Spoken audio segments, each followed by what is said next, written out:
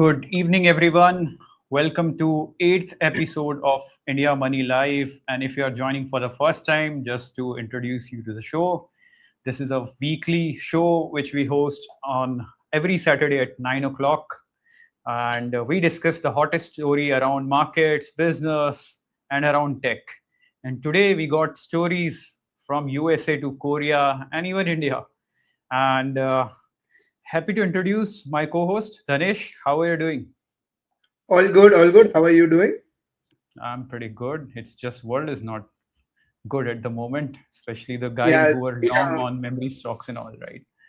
been a heavy week, in fact. Tough to keep up with everything that's happening in finance, tech, and markets. Right. And if you are joining for the first time, just want to share things that you guys can comment on the stream itself on our YouTube channel or probably on our X account. We will be taking your questions and happy to take your feedback, suggestion, or whatever you want to share from your end. And just allow us a few seconds. We will be sharing the stream on our personal account. Uh, just give us a few seconds. All right, pretty much done, I think. Yeah, so you were telling that a lot of things to cover this week, but not a lot of things from Indian markets, but yeah, on global scale, a lot of things actually happened.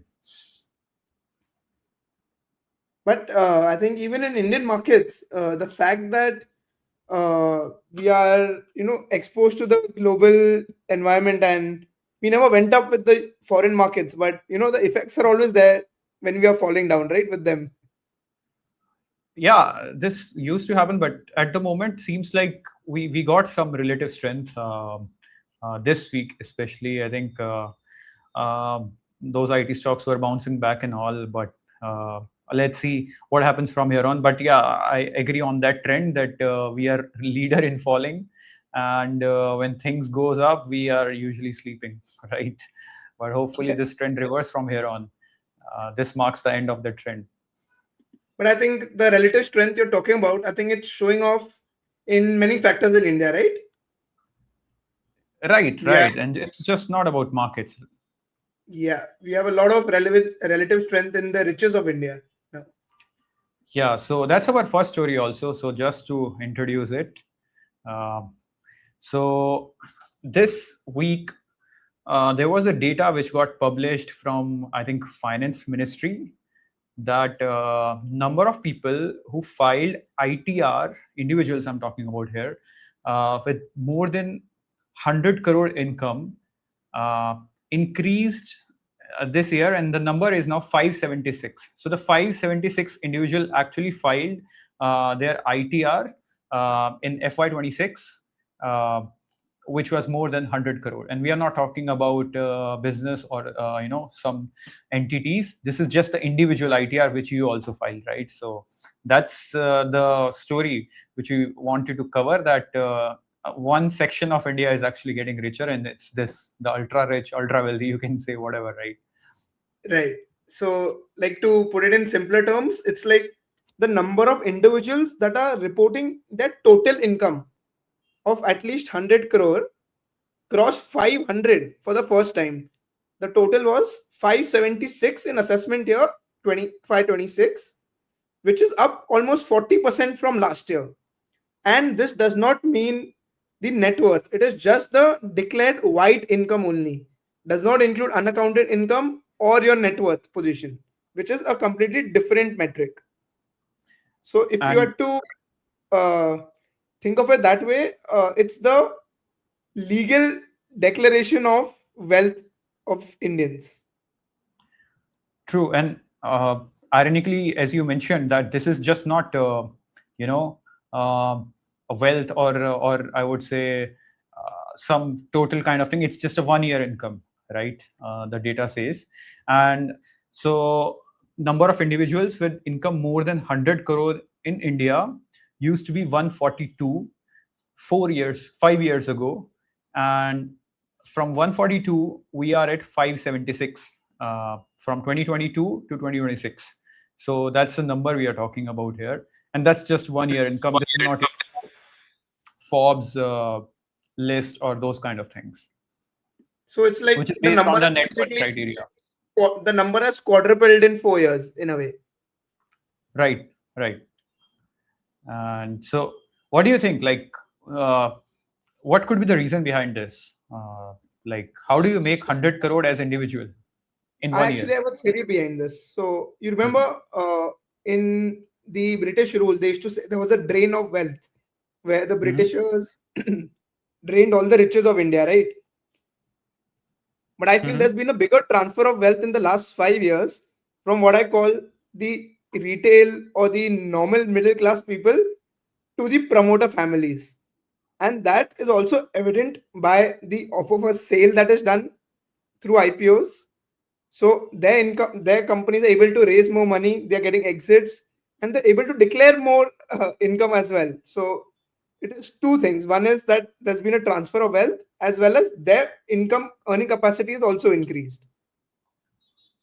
Right. And most of the numbers, I mean, most of the individuals usually don't want to file 100 crore ITR. Even if, even if they are making good money, they don't want to do it on individual basis. It's usually a proper structuring, which they do, like owning a business or, a bunch of other things, so that tax liability can be reduced. So what I'm Right. assuming is, in like, if somebody is still declaring it, there is a high possibility that we saw these IPOs coming up from startups, and some guys must be holding some ESOPs, right? And those ESOPs, or those kind of, like, this is something you cannot really Hide you anymore. cannot hide it, or you cannot create a structure around it, because you joined that company as an employee, and those shares are under your name. And probably you never thought like this you will making 100 crore at some point, but yeah, at the moment you are making 100 crore, and it could be those kind of transaction which is taking this number higher. And we saw a lot of these IPOs recently, Urban Company, Misho, those kind of companies. And I think it's started with Zomato and Paytm a few years ago. Yes. But at the moment, we usually see one such IPO in 3-4 months easily. I mean, there is a lot of buzz around Zepto IPO also. So this number may spike up from here itself. So, but now we spoke about the factor of how it happened, but you could also see now that this 100 crore club in a way opens up two big opportunities according to me, which Mhm. is first is that selling to these ultra rich is a generational opportunity. Second is ultra luxury real estate could go under a crazy boom. So if you have to And break down the first point, which is selling to the rich is the generational opportunity, is that the business of serving to the ultra luxury people in terms of wealth tech, family offices, even just basic fund management, it's been a very hot theme for PE, VCs, and others to invest in, like as just as wealth managers. And that demand is only going to increase and increase. And you do not need too much of capex, right? It is more of advisory and a service. right, and you are right. I think even in previous episode we have discussed how wealth tech gonna shoot up in India. Actually, India seems like a poor country if you just go outside your home, right? Roads are broken, infra is not in place, and if you meet your friend, even there is a possibility he will be complaining about, I'm not able to keep up my salary with expenses and bunch of other things.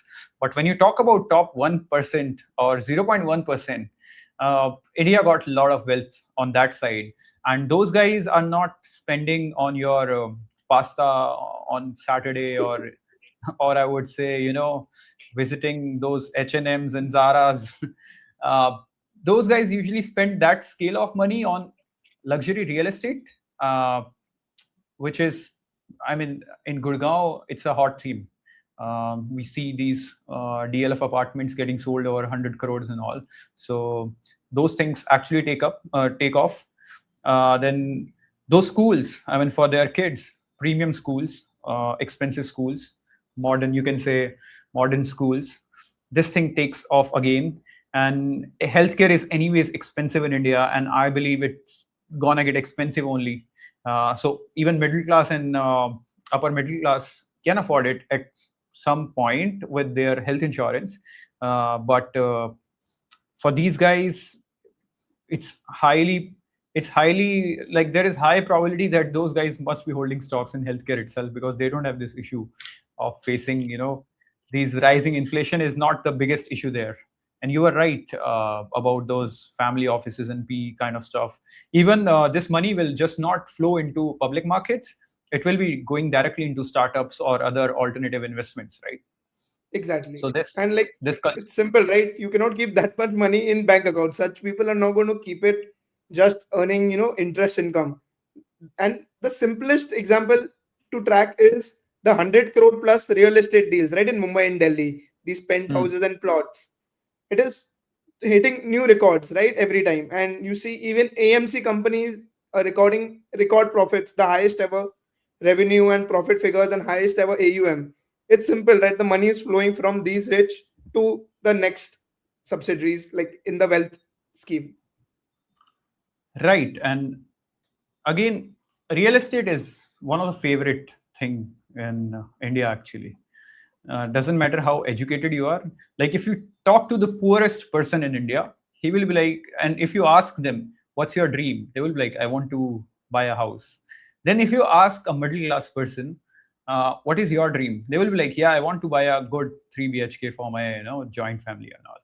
And then if you move on to the rich class and ask the question again, what's one of the most important dream you have? They will be like, I want to buy a villa, So it flows from apartments to decent apartments and then villas or bungalows and all, right? But real estate is India's love for sure. Right. And this number definitely gonna take these prime or luxury real estate to a And new this level. is something that we're assuming is the payment done in only white income, right? So there are many layers to that as well. Right. And you need to see how hard it must be for these people. Like you need to declare, that's what we are talking about. It's not under their like they don't have any options actually in this case. You can say it's the hardest decision they are taking, that they are declaring 100 crore income on their name. Usually people don't do that. Exactly. But do you see how big this 100 crore income number is?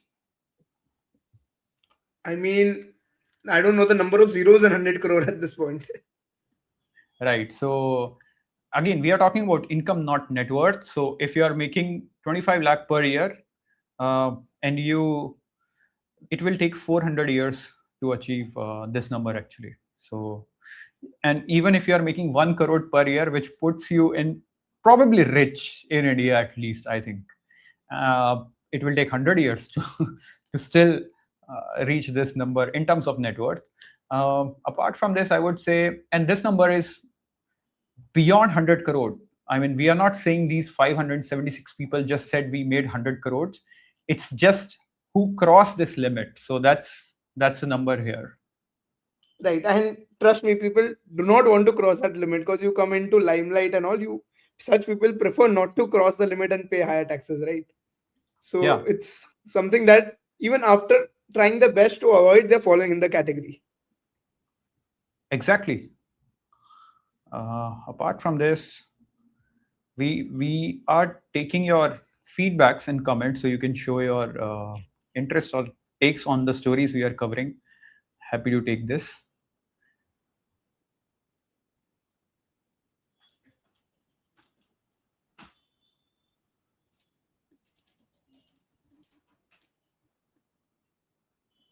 So we have a comment by Aparna who says 576 people having 100 crore is crazy number. India के लोग अमीर हो रहे हैं, देश गरीब हो रहा है. I think that's how it works, right? The rich are getting richer, the poor are getting poor, and we are covering one more story on those notes in the episode later because I think it's how it works, right? The top 1% will always be an outlier case in any country. I mean, if you ask them, they are probably enjoying everything in the country and they will not have a problem with India. But if you ask the bottom 1%, they will have a completely different life. Truly, and that's why the trend of these gated society, especially in Right. North India has increased. And even so people usually say the gated society is the way to escape India without actually escaping India. So even that has now, I would say, division or various things. Like one will be, then we have EWS kind of apartments. Then apart from this, then we have middle range apartments, then premium, then ultra premium, luxury, and then the apartment for these people, the 100 crore ones. Right. And I think in just not in wealth and real estate, I think premiumization as a trend will be like a decadal theme in India. Everything premium. You want to have premium hotels, you want to have premium houses, you want to have premium food. So I think it's going to be a one where you can be making a lot of money in premiumization. Right, right. So what do you So do think? you think we can reach 100 crore by doing a 9 to 5? Doing 9 to 5, I mean, few people definitely reach there by those ESOPs and all. That's if you have So that equity stake, right? Otherwise, by just salary seems pretty tough. because I think capital gains does come under this uh, individual ITR, right? So Yeah, again, you need to own a piece of equity. I mean, that's how you reach these numbers. Nobody is paying, even the richest CEOs, I would say, how much they paid. Even these TCS and Infosys CEO get paid, what, 20 odd crore or something. yeah. And most of their payment is based on their targets or whatever bonuses in terms of stocks, right? So nobody is Right. interested at that So level. we Nobody have is a interested in cash payments. question from Moksh. Will these most likely be CEOs of companies? I'm sure promoters are not withdrawing salary more than 100 crores. What are your thoughts on that? True. I mean, that's right. It's one off sale. I mean, that's, if you see the trend, I mean, I just want to share it once again. Yeah, anyways, the numbers were 142 right earlier, and now we are at 576, but this was not a linear trend. If you see, there was a slight dip in middle years. That growth actually slowed down, or I would say even decreased. And the reason behind is very simple. That's why we are trying to decode it. It's more of those one-off gains from these IPOs, the new age companies IPOs which are coming up. And probably in those years, market was not really good, but at the moment we are seeing these IPOs again coming up, and Right. this number I gonna think increase. it's the simple comparison is you can see the OFS, like the money raised by OFS, right? The offer for sale, where the selling shareholders are usually employees who have ESOPs or promoters, and a lot of funds like the GPs are also making a lot of money through carry and other factors. So that Hmm. is also a big portion of the top 0.1% of India. And one more thing, even though these people keep on changing, I mean, it's not necessary the person who is part of the list at this year, anyways, he would not love to be part of this list, honestly, for tax paying and all those kind of reason. uh, he will be structuring these assets into some other way where he will be paying less taxes. So that's a priority number one. So this list keep on I mean, the number may increase, but it's not the same person who is probably featuring in this list. Correct. That's one feature of this list. So would you want to be on this list or no? Absolutely. I mean, who would not? And one more thing, that person, just because he does not feature in that list next year, it does not mean he got poor or something. He has accumulated this amount of wealth, and now he will be, I would say, structuring his wealth in a better way. Right. I mean, he will still be holding it as part of his net worth, right? So it's just because he is not featuring, he doesn't want to feature even, right? Yeah. All right. I think let's move on to the next story. So I think we were talking about 9 to 5 is not going to make you 100 crores by just a salary. You need some kind of equity. We have the new generation of India who is building Right. his own startup so that he's not stuck at a 9 to 5 later. Yeah, I saw this tweet last month. This kid, Sharav Arora on X, posted this, that he is building his own tech startup so he does not stuck at 9 to 5 later. And then I dig bit deeper into it and I got to know he's just 11-year-old. And this tweet actually went viral. Like you can see 1.9 million views. So a lot of things are happening in this age group, which people are not even tracking. I mean, there is no such report or ki, uh, जैसे it's like what is middle class India doing? What are people in age group 20 to 30 are doing? Those pitches and all. Nobody is tracking these kids what they are doing. I mean, recently the Gen Z surprised everyone in India, right? I think the world is not ready for what Gen Alpha can do. Yeah, and we already got one comment over this, that is this for real? And that was one of the reasons which triggered us, or you can say we were curious about it, whether this is real or just a meme. Even if it's a meme, who is the person behind this, right? So yeah, So we what were you actually doing got, at 10? So what were you doing at 11 or 10 years of age? I think when I reached fifth standard, I got that liberty to use pen on notebook. Earlier it used to be pencil. Right. So let's not waste time. So to dig deeper, we actually, I mean, you must be curious, how do we verify this? We actually got Sharav Arora himself to decode this. So let's add him on the stage. Hi, Sharav. Hello. Hi, Sharav. Hi. So how are you doing? Good. You're doing good. So we were discussing about your tweet that you don't want to get stuck in 9 to 5 later. So you're building your Yeah. startups. Yeah. Yeah. So So about 9 to 5 is basically like kids. okay, okay. And when did you get this thought? Like, Yeah. Because I saw like people working 9 to 5 and like they cannot control anything. Like they just need to work, do this work. So I thought I be the boss. I okay, and okay, you want to, but they're not the announced boss. okay, okay, that's nice. And we have introduced you, but just introduce yourself. I mean, people still assume this meme is fake, or Yeah, those it's kind of not the things. fake. It's not fake. I've been Yeah, into another podcast. So if I know it's not fake. I am not fake. I am real. I am yeah. real. So how hard is it for you to prove that you are real? I mean, so many people doubt you Yeah. I on daily just basis. ignored it. Okay, I just okay, ignored. Like okay, I got a merchandise from a company. okay. That's nice. That's nice. So I think we are digging deeper into your story. You are in fifth standard right now, right? Yeah. So how do you manage your school, and what are the things you are building? Uh,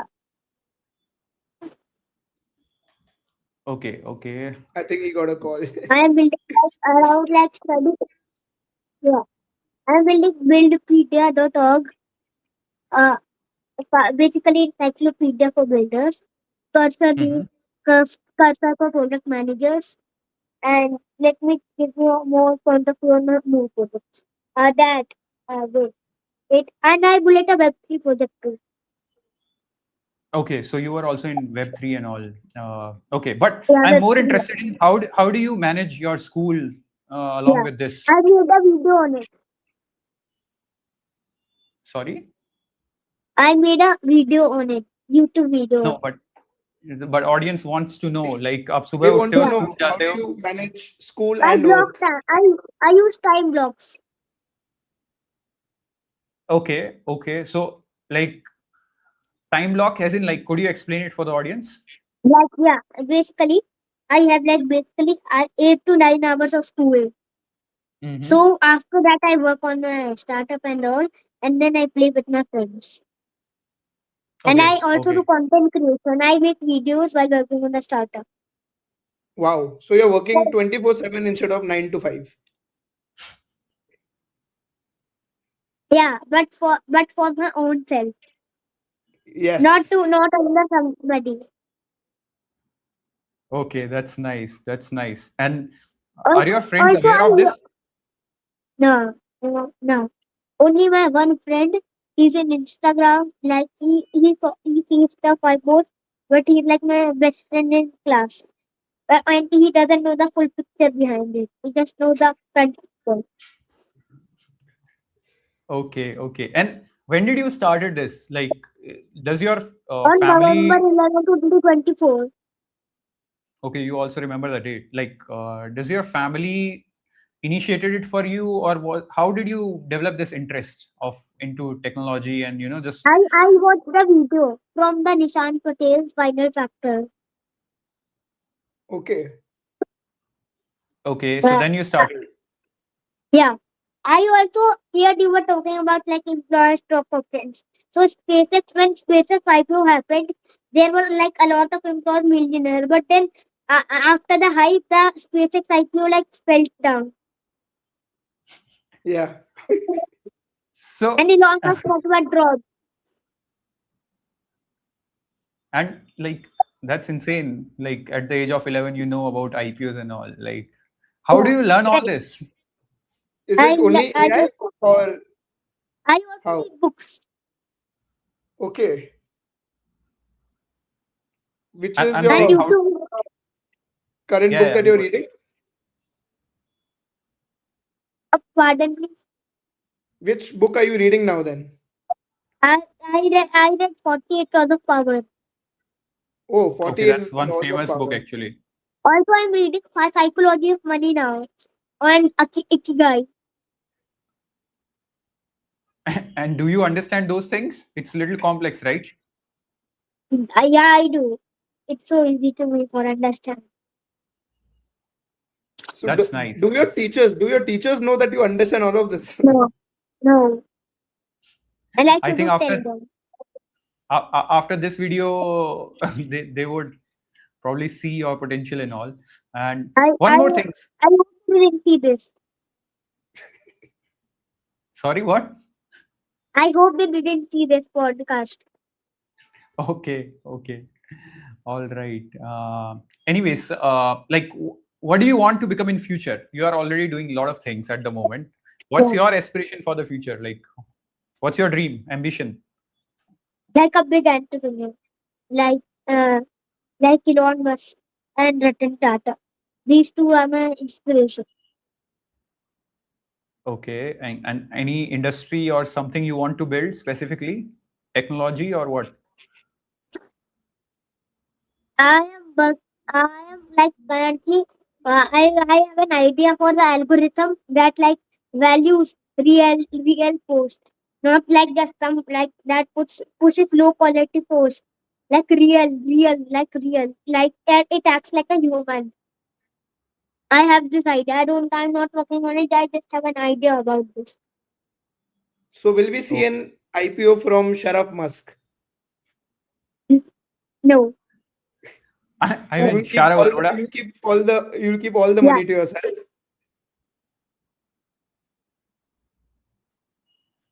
No, don't you want to do IPO of your company in future? The way SpaceX did No. IPO. No. No, No. no. That I wouldn't do for the main. I would do for like its subsidiaries. So I would not drain Okay, the main equity. It's a okay. strategy. All right. So you also know finance, Yeah. how to When I structure started company. my journey in October 16, 2024, I learned about finance, like assets, liabilities, like where to invest, what to invest, how to get a capital after getting assets, invest in their assets. And I learned all of this starting of my journey. That's insane. And And I you think, play with friends or you don't play with friends? What? Do you play with friends? Yeah. do you watch cartoons just like any other kids? No. I No. hate cartoons are like boring for me. Yeah, it makes sense. Considering you are talking about IPOs and all, obviously cartoons will be boring for you. Yeah. But I watched Buddha and Badri. Okay. All right. And I So, and I rarely watch Shinchan and Doraemon. okay. I rarely watch those cartoons. Want to discuss that tweet again, which went viral actually, that you are building your own tech startup. So, what was the Yeah. response from the people on that tweet? What was the response you were receiving? Some people said bot, you are a bot. Some people said like encouraging me. Some people hate it. But I saw your Okay. Like tweet that you have a co-founder as well. what? You have a co-founder Not in my main, like in my other startup. Yeah, I have in a your mentor co-founder. startup. Yeah, And how did you meet Okay. him? like in I maybe told in my past podcast, but in like August September past year, like 2025, I was like just running for engagement and notification. So I said let's connect to this post, and he said okay let's do, and he followed me and I followed him. So it's just simply how we connected, and we started talking with each other. It's that he's from Okay. Okay. Nigeria. Oh, he's from Nigeria. Yeah, Okay. I was going through your Twitter and I saw one more tweet where you are holding some cards and you are saying you're gonna launch Cyber Go cards soon. Like, could you explain yeah. what is this thing? Yeah, cyber cards is basically cybersecurity educational for kids. I visited it in February 2025, but I didn't know about what is Twitter, what is that, what is social media, what is marketing. I just made it and kept it at my home. So then now I know all of this. So now I'm thinking to launch it for the public. What is this thing? Like, if you want to tell people. It's cybersecurity educational cards for kids. Okay. Like you Okay. saw Circuit Mm-hmm. Heroes. Yeah, Hmm. Mm-hmm. it's like that, but cybersecurity education. For And kids in a where did you learn about cybersecurity? uh, I was like 5. I was like a mischief kid. I was like 5. I deep dive into hacking and all. So that's when Okay. I learned about what is cybersecurity. Okay. That's nice. And I also Uh, saw you are looking for internship opportunities you were giving people. Yeah, I hired around 30 people till now. Okay. okay. Okay, that was fun. But on serious note, so how do you see this AI thing? Like your views on AI and all? Like, do you keep a track Yeah, on this? there are two types of AI companies. First is hype Mm. companies that they just make a wrapper and like they just do nothing and just say investors AI. We are building AI, this AI powered. And they just say this. But the day these companies burst in these companies like burst in AI when the investors know this company is building nothing. And there are second types of companies that really build stuff, not use wrappers like Lovable, Bolt, Cursor. Like Cursor was acquired because they build real stuff. Claude, the Anthropic, like yeah, OpenAI. So, but some companies just burn cash, like OpenAI is burning cash. They are making no profit. Just they are creating investor hype. Like their codex it is. But their that ChatGPT models are like most users are using like normal ChatGPT because there are a lot of AI models in the market now. There's a lot of competition. Okay, So so like, so but yeah, yeah, go ahead, go ahead. Please go ahead. You were you- saying you- something. you- yeah. So to survive with the AI bubble, if you are the company, your companies in AI, so you must like do this. You must like no, you must build real stuff. Otherwise, your company would like bust or be bankrupt in AI bubble. If the AI Okay. bubble bursts someday, but if you have some profits and building real stuff, then your company would definitely survive. Plus, investors would invest more money. Then the scenario A. Okay. And what scenario B? The companies that build real stuff have real profits or even not profits, but still good recurring revenue. Okay. All right. I have a hard question for you. So you said Yeah. OpenAI is losing money, right? Burning I, money. I mean, not losing money, but not making profits. Yeah. Okay. So they are not making profit. Do you Yeah. know the CEO of OpenAI? Yeah. Sam Altman. So if we replace Sam Altman with you and make you CEO of the company of OpenAI, Yeah. what you will I do? was very happy. Yeah, I get it. You will be happy about it. What you will do to change the company? I would basically, we would build real stuff. We would acquire stake in competing companies. Like how? How? What will be your Like, first move? imagine Anthropic file for IPO. So we will like make our another shell company to invest. Like example, any firm like like investors co anything name like that. We would ask that ChatGPT directly. That suggest me names for my investment firm. Then we would like go to them. We would hire some actors. Then the actors would go and buy stake. I meant like then the actors would call lawyers to prepare to so this investment firm, but the investment firm be owned by OpenAI. How do you learn all this? This is some financial engineering which we learn not we don't even learn in CA degree. Okay, and yeah, one more thing. Like, do you keep a track of AI development in India? Uh, not no. I don't. Not. But Okay. Okay. I sometimes. I have direct connection to AI Kid of India. Okay, that's nice. I have And one what's your question for you. yeah, yeah. You said your two inspirations are Ratan Tata and Elon Musk, right? Yeah. Why only them? Other people also have made a lot of money.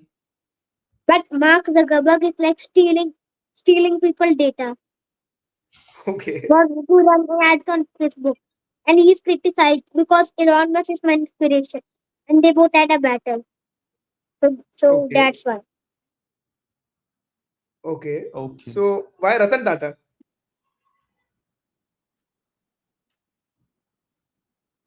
I think his brother has disturbed him. Okay. We can take We, some comments till then. So we right. have, is this for real? Yes, this is Yeah, for this real. is real. We also wanted to know whether this is real or no. So we approached him and yeah, it's real. So Sharav Musk. okay, Yes, he's back. he's back. Yeah. So why Ratan Tata? Because he invested what most of money he made. Into trust and charity. Also he helped many people. Okay. Okay. Yeah, you can keep it like this. That's Yeah, fine. this is okay.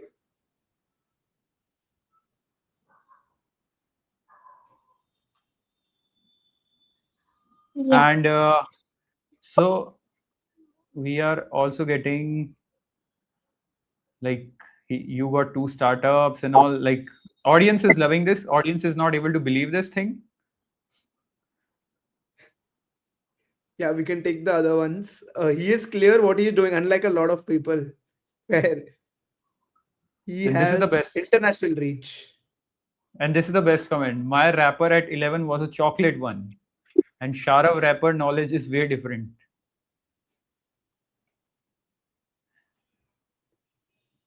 Yeah, you can turn the mic on. Yeah. So and Yeah. so, what's your favorite subject at school?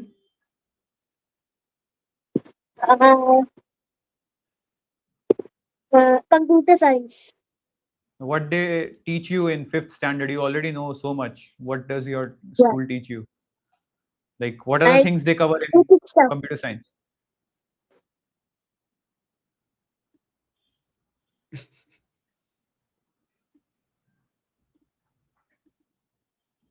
We have another comment saying international contacts looking for investors.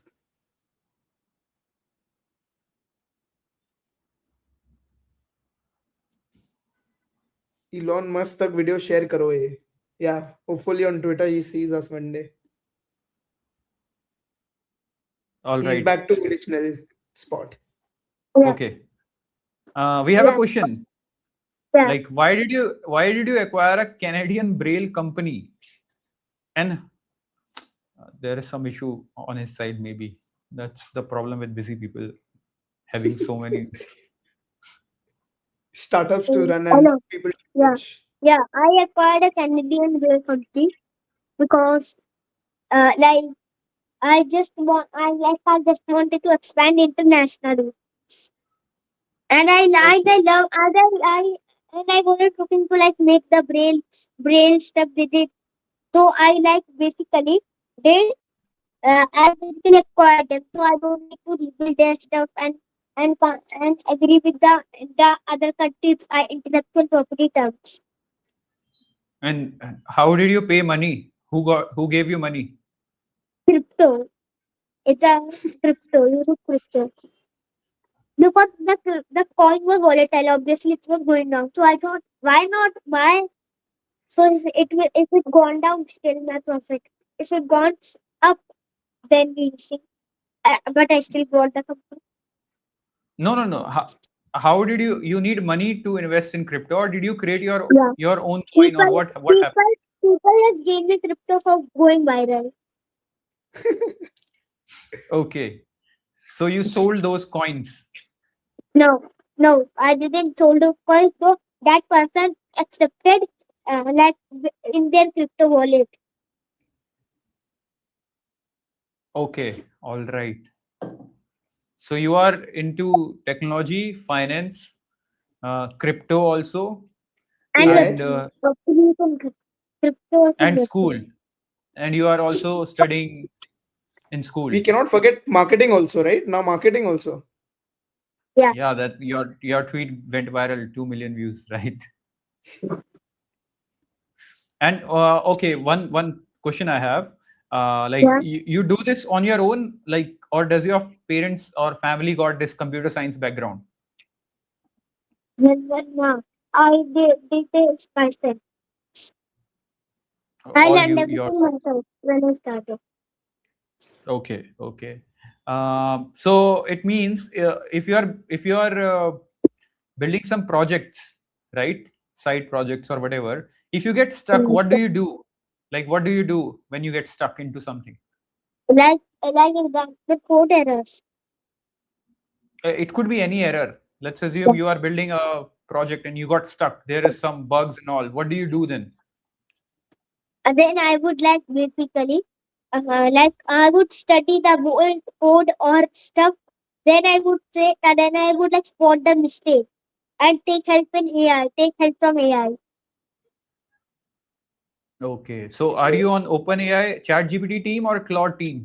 Which is your favorite app I or tool? use Claude for deep works. I use ChatGPT for normal chatting. Like, hey, see this image, extract text, etc. Okay. All right. Because Claude thinks a lot. It thinks a lot before doing anything. So okay, we have a question from audience that they lost money in crypto. So they need your advice. What's your advice? Mm. You need to check for you need to check for rug pulls. If they lost money in crypto, first then you need to look for reliable options to invest, like in stocks, real estate, or some reliable crypto coins So what are that the are reliable. reliable crypto coins? Uh, with they are no reliable crypto coin because they're like faults in every coin. So look responsibly before investing any penny. Okay, that's your Okay. advice for them. Yeah. Okay. Also, if the crypto if you lost money in crypto, then like you must if there's a market crash in crypto, because they invest in reliable options like bonds, real estate, because there are many asset options, or a business, equity, Okay. share, REIT. Okay. Okay. Okay. All right. I think that user. I want advice from you. So, uh, like I'm in my 20s and I have 1 lakh rupee to invest. Yeah. Where should I invest this 1 lakh rupee? You need to, if you are investing in equity, then diversify it to 100 companies or 10 companies. So diversify it, because if even one company would ground break, then do a breakthrough, then you would like profit a lots of lakhs. So invest, diversify it through many assets, because market Hmm. crash is what market crash can happen anytime. So diversify it, not just stick to one option. Okay. Okay. And if you have to tell me, I'm doing a 9 to 5 job. Yeah. So how should I do something to, escape this? Should I do it on the side after my job? Because I get very tired after my job when I'm home. If you are tired, then do something like you need to think of something like for fun. Like you do what are your hobbies, passion? Okay. My passion is playing sports. Please pardon please. Sports and stock market, both. Okay. So you need to like if your passion is in sports, then like you need to play. You need to like play some cricket. What's your favorite sport? Cricket. Yeah. So I predicted it as I was saying. Yeah. So you need to look for some income options in like cricket. Like if you start playing cricket after your work, then it will be like fun for you to, and it there are options for you to earn too. Some there are events everywhere, like around like the gully cricket. They're like people bet. So you need to like you make a little money. Right. Also for you, so passion is stock market. This is the practical one advice. So you need to like you need to like work in markets, but don't risk a lot of amount. Like example, you are earning 2 lakhs. So just risk 2,000 of it. Or 200, just 200. Because because your more salary will not be risk. So divert in stock market, you need to diversify it Correct. if you are investing. Uh, Okay. Okay. That's a lot of knowledge for us. Now we have one more question. On your Twitter banner pic, you have Elon Musk and Jeff Bezos. Who is your favorite? Elon Musk. Okay. Then what's Jeff Bezos is doing there? It was like money. It was like a picture of money won't make you happy. So I needed to put the whole picture, but I I accidentally cropped those both people. Okay. All Okay. right. All right. And apart from this, I would say, Are you mm, planning to study after, like, go to college, or will you not go to college? I probably drop out. no, Okay. but why? Why are you going to college if you want to drop out? Yeah, so I would not go to college. After Yeah. I mean, after after 12th, I would not like go to college. I would focus on my startup a lot, because I would get like many time, so much time. So in all fifth right. standard, do you have any distractions? Yeah, some only one two.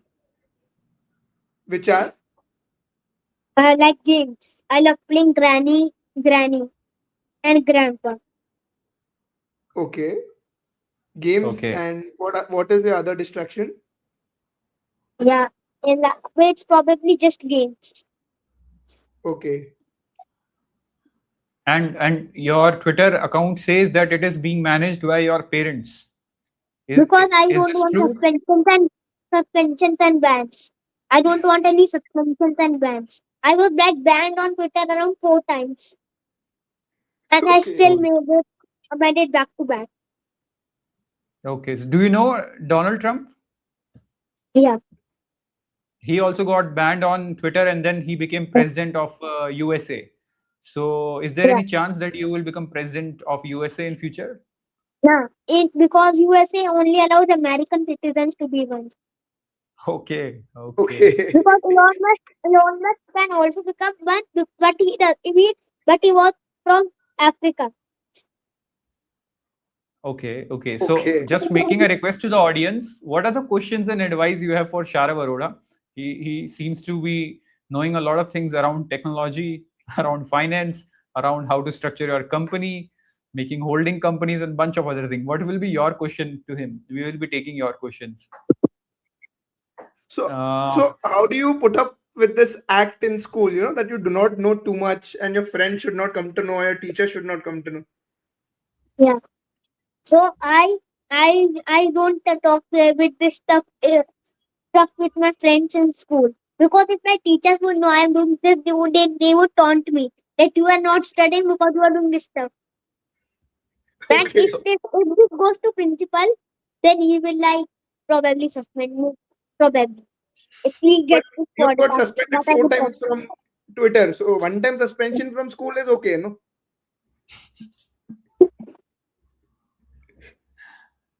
I would okay. suspend Anyway, them and log. Yeah, YC president, CEO, Gary Tan noticed me when I posted YC tips video. I didn't had any expectations of it going viral. I just posted and I just going to play with my friends. Then I came back and saw okay this much engagement. But I was gonna be featured at Hindustan Times. Oh oh, wow. that's nice. But then We yeah, see, yeah.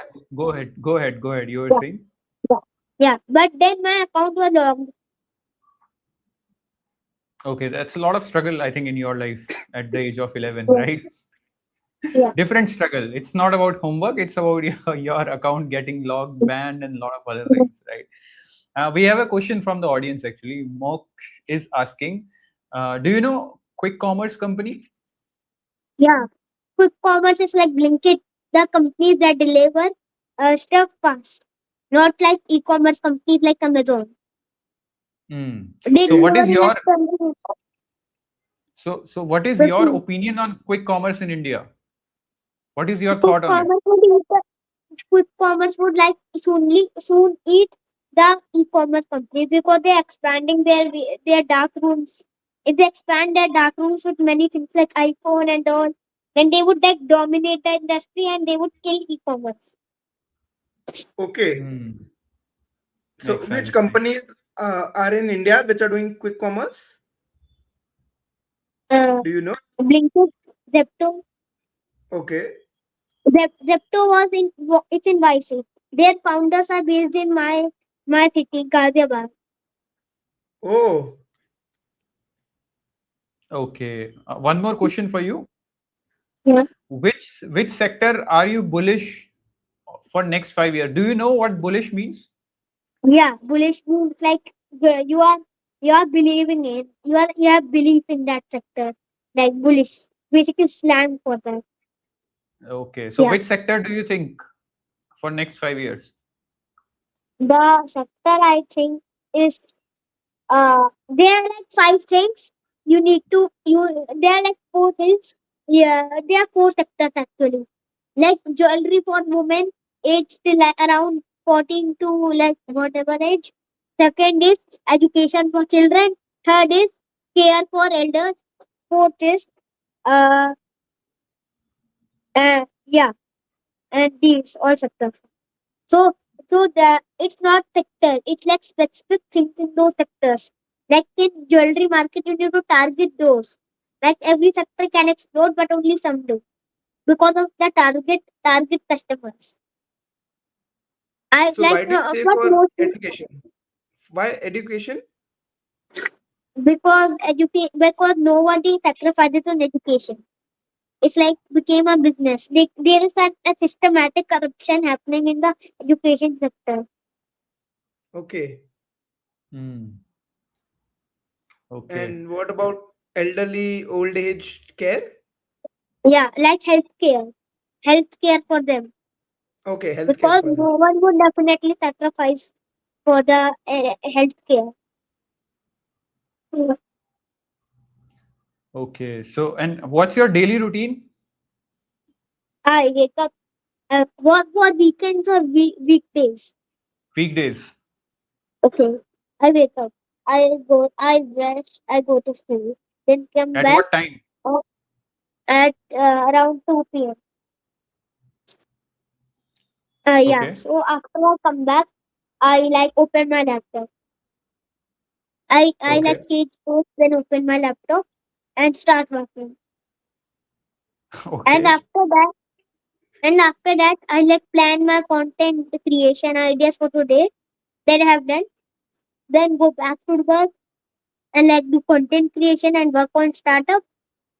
Then after that, evening comes and I like after I go to play with my friends. Then after I come back, I have dinner and I have work one more time last time. Then sleep and then yeah, that was a weekday routine. So you sleep after Okay. your tokens run out, or do you have a time when you go to sleep? I sleep in like not a specific time, like sometimes 10, 15, sometimes 10:30, sometimes like not a specific time. Hmm. And what are your thoughts on? Are you aware of Kimi K3 models? What? Are you aware of Kimi Moonshot AI models from Yeah, China? yeah, yeah. What are your thoughts on Other, Chinese AI models? they're like the DeepSeek came. DeepSeek Hmm. like revolution, like it destructed ChatGPT. Okay. Like yeah. So Chinese models like the India banned the Chinese apps, and some also countries did. I guess if the Chinese models are good and really useful, and they don't do in unethical and illegal practice with the data of users, then it will be good. It will be very Hmm. good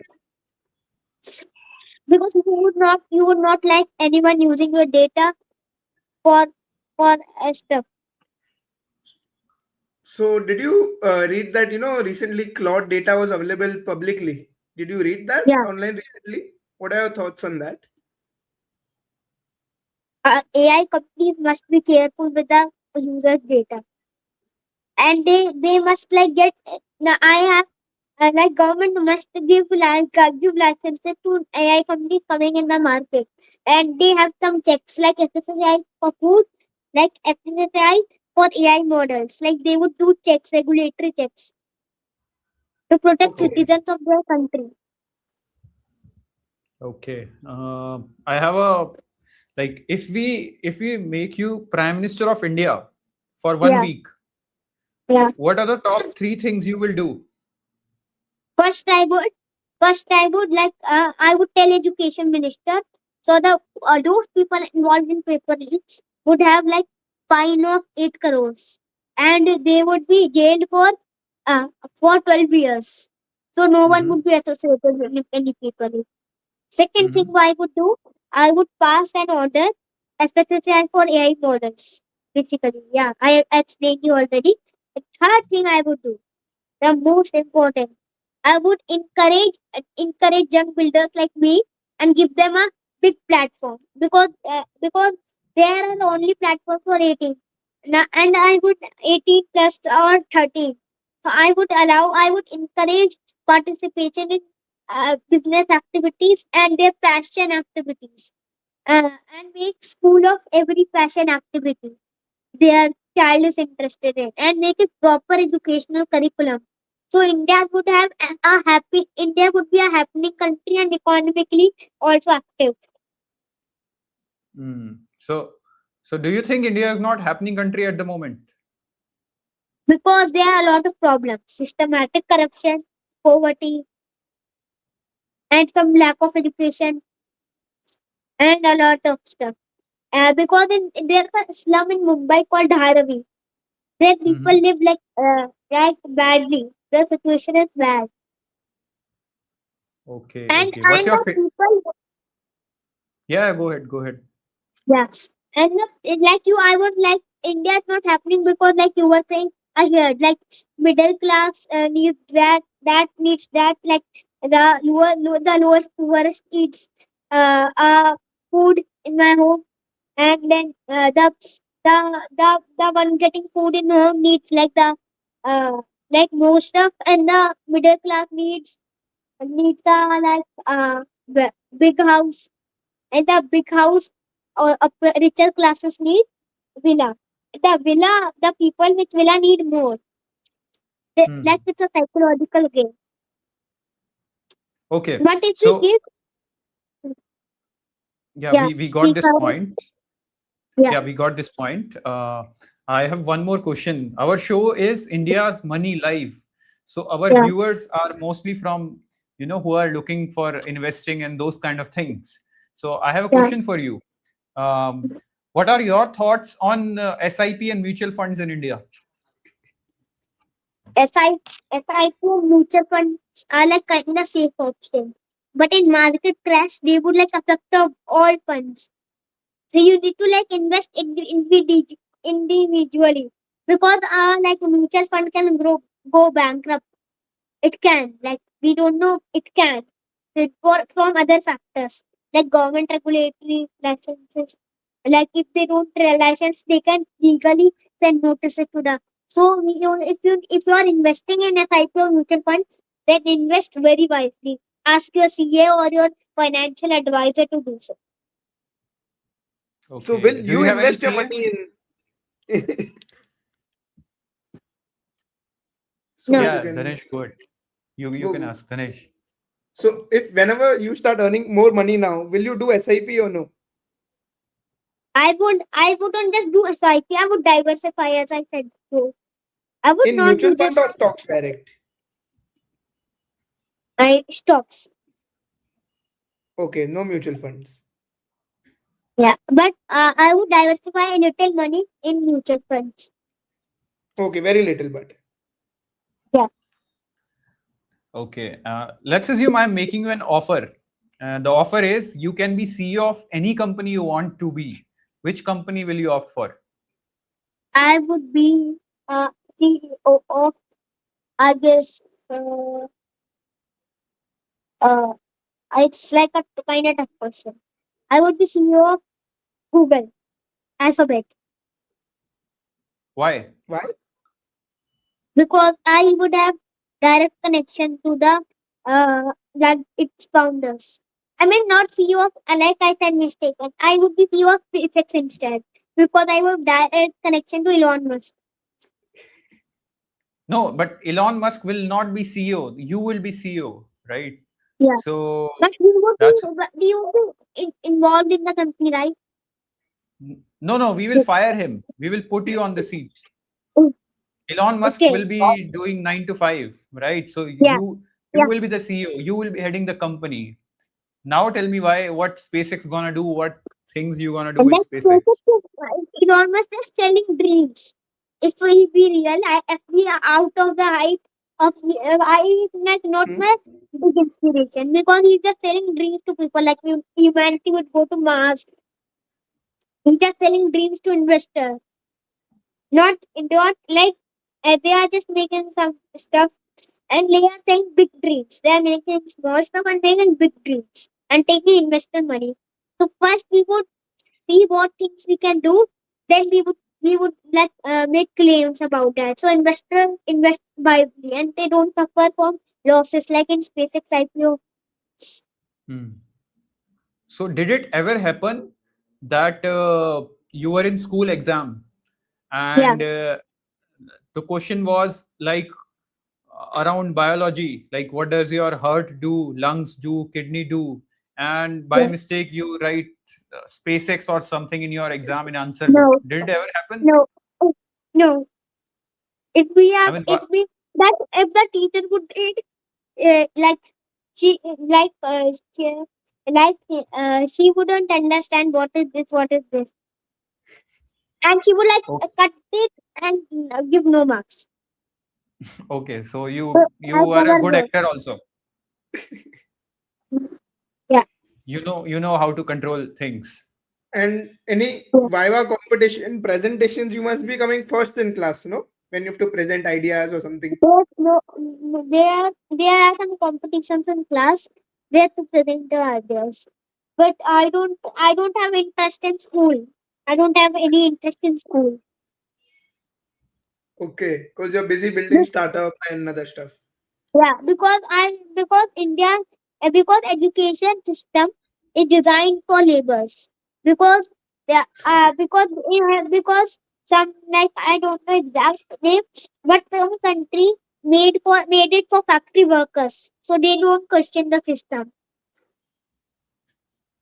Okay. Okay. So Must. education system is basically designed to trust. Yeah, go ahead. Go ahead. Okay. Oh, All right. Like, I would ask a finance question. Do you know what's Nasdaq? Nasdaq, Nasdaq, NASDAQ. Yeah. Yeah, and Nasdaq is like a, bro. I know it. It's like a it's like a stock exchange. Yeah. Right. Right. It's a stock exchange which lists stock of companies like Google, Microsoft, Yeah. SpaceX. Hmm. And can we, like, so many things. So can Yeah, we call you like Sharav GPT or something?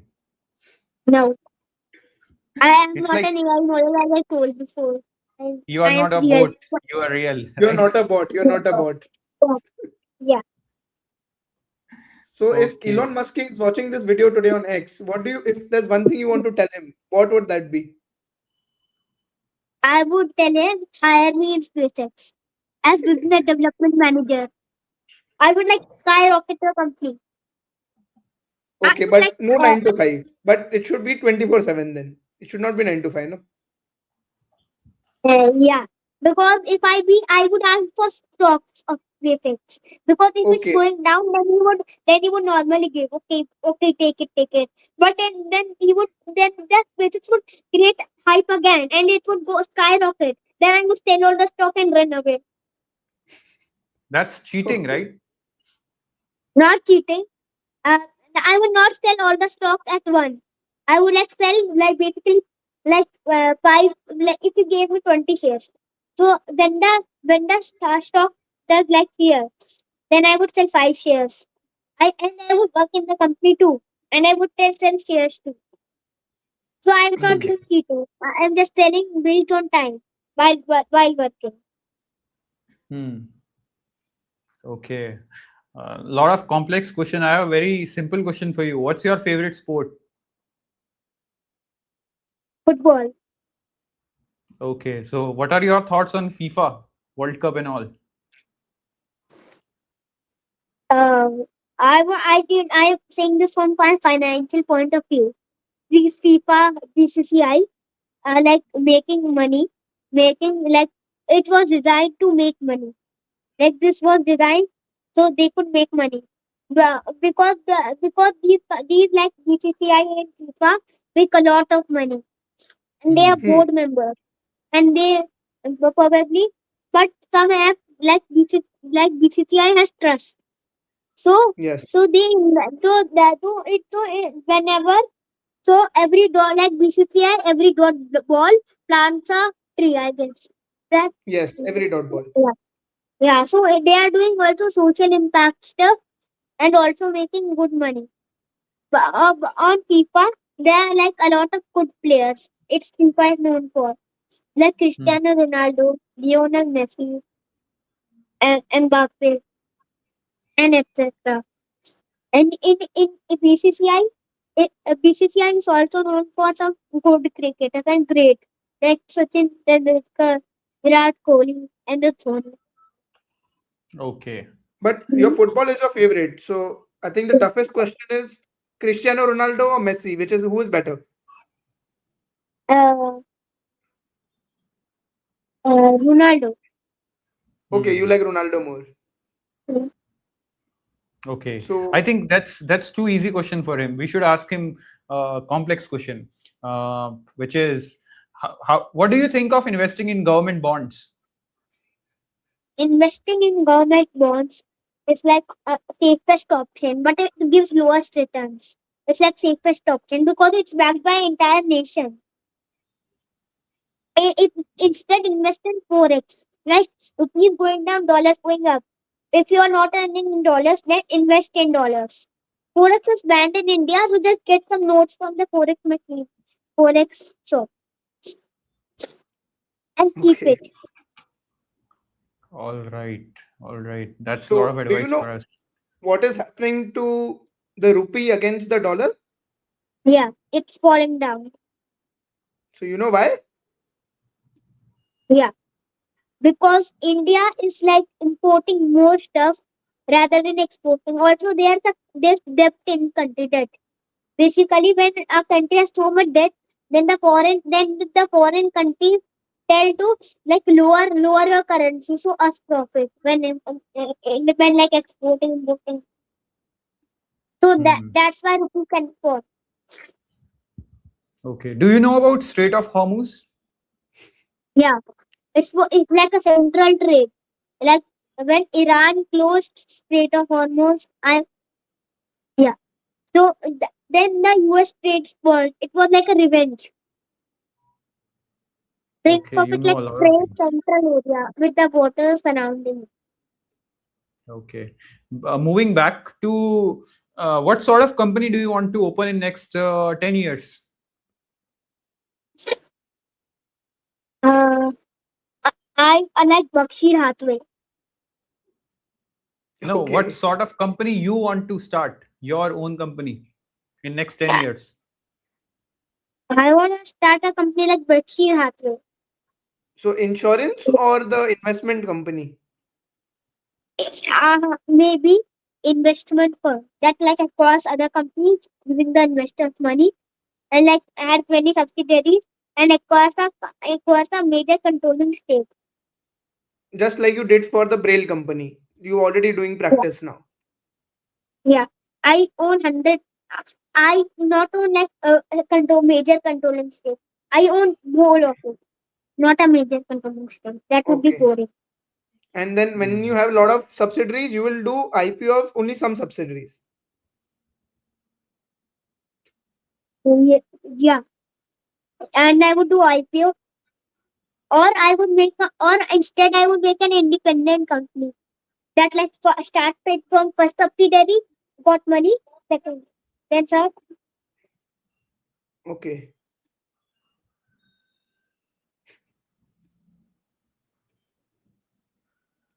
Okay. Yeah, I hope everyone is aware that you are doing this call. yeah. All right. All right. I think we have taken 1 hour of yours. It's very valuable time considering you work on time blocks technique. No, maybe 7 minutes more remain for 1 hour. Okay, you are Yes. keeping a track of your schedule. So cool. I think what else we can ask you? Um I Do think you you watch are answering IPL? almost. What? IPL? Do you know Dream 11 and IPL? Yes, but I don't watch it. So, do you know what Dream 11 is? Yeah, Why did the it got government closed. stop Dream 11? It, it got closed Why? because of legal disputes with the government. Hmm. Because Okay. government passed the law of like not investing in games. The game like in game companies, games must not have real money invested in. They can have a currency, but not real money must be invested or for Hmm. returns. So they got Oh, closed because legal dispute with the government. okay. I have a final question.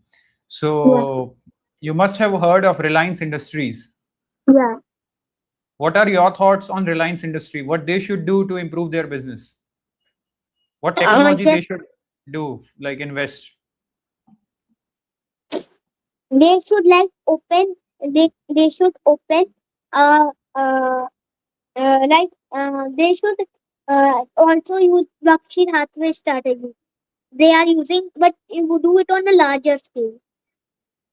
Hmm. Like, Okay. do it kind like invest in their competing companies as I told before. Invest in their competing companies. So they would win. They would either win or win. So you A are company, saying that acquire the competitors, yeah.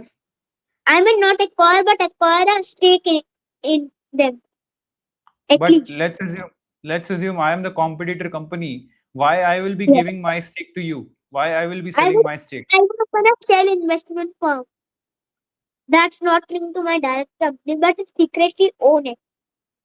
So you are also CIA agent. You do all these kind of things. You also know secret tricks. Yeah. Which book taught you all this? I don't think so. It's mentioned in psychology of money. Or even in Maybe 48 40 laws of other others. It taught this strategy. You can read it. Okay. All right. All right. Have you finished the homework for Monday? I hate homework. No. Have you finished it? No. Okay. All right. I think you should finish that thing also. That's also important, right? But this education system is outdated. So No, but on Monday your teacher will be asking for notebooks, right? Asking for homework. yeah, You cannot say this system is yeah. outdated in school, right? But teacher doesn't check. She gives work, then she make me check because period is over after she gives works and teacher don't. Okay. All right. I think you have answered all of our questions. Uh, what are your advice for India Money Live? What we should do to make this a good show? Have sponsors. Have sponsors. So you can make money while podcasting. Have some sponsor companies. Okay. Okay. I could help you for sponsors. I know a lot of founders. All right. Thank you very much. We will be Yeah. consulting you Thank you over so this much. thing. All Yeah. right. All right. I think that's all from our side. I think you answered everything. And thank you very much for coming on the show Yeah. to just Thank you prove so that you are much. real and not a bot. And you know so much because I just hope you don't get banned from X again now that we have Yeah. proven that you're not a bot. Yeah, but X team wouldn't see this because they don't have time. They need to pull new features. right, One day, right, right. one day we will make sure this reaches Elon Musk. Yeah. Okay. All right. I think it's time to say bye to you. And Oh, we think you should be working on your homework now. And thank you very much. no. I will Thank you work so much. tomorrow. All Bye. the very best. All the very Thank best. you. Have a Thank you. good Sunday. You Bye. too. All the best. Bye bye. Bye bye. I think this was like he Most will be have the enjoyed. youngest guest forever in the history of IML. I think he's the youngest founder I'll ever speak to also. Leaf founder and all, how he was able to say things like he will be forming shell companies and doing IPOs and bunch of other things. That's a lot of knowledge. Knowing assets and liabilities in 5th grade. Right. And almost everybody liked it. And I hope he finishes homework and doesn't say it on Monday that, teacher will be asking for homework and he will be like, no, this system is outdated. That And shouldn't he be knew the case. everything. He knew about everything. That is some crazy level of knowledge. Right. All right. I think we have crossed 317 viewers tonight. That's nice. Okay. All right. So we have a lot of stories pending even right now. Let's move on to the next story. And thanks for your feedback also, everyone. You posted questions and feedback for Sharav. It was nice to see our audience liking it. It was something different. Like we wanted to bring him honestly after that viral thing, like how he thinks at the age of 11. So glad you liked it, and it was nice experience for sure. So I think now we can go from 11-year-old to a 24-year-old. Yeah, again younger than us. Younger than you. Probably. All right. Yeah, so we are talking about the hottest story in finance world, and this is about the situational awareness LP, the hottest hedge fund in last 2 years, I think.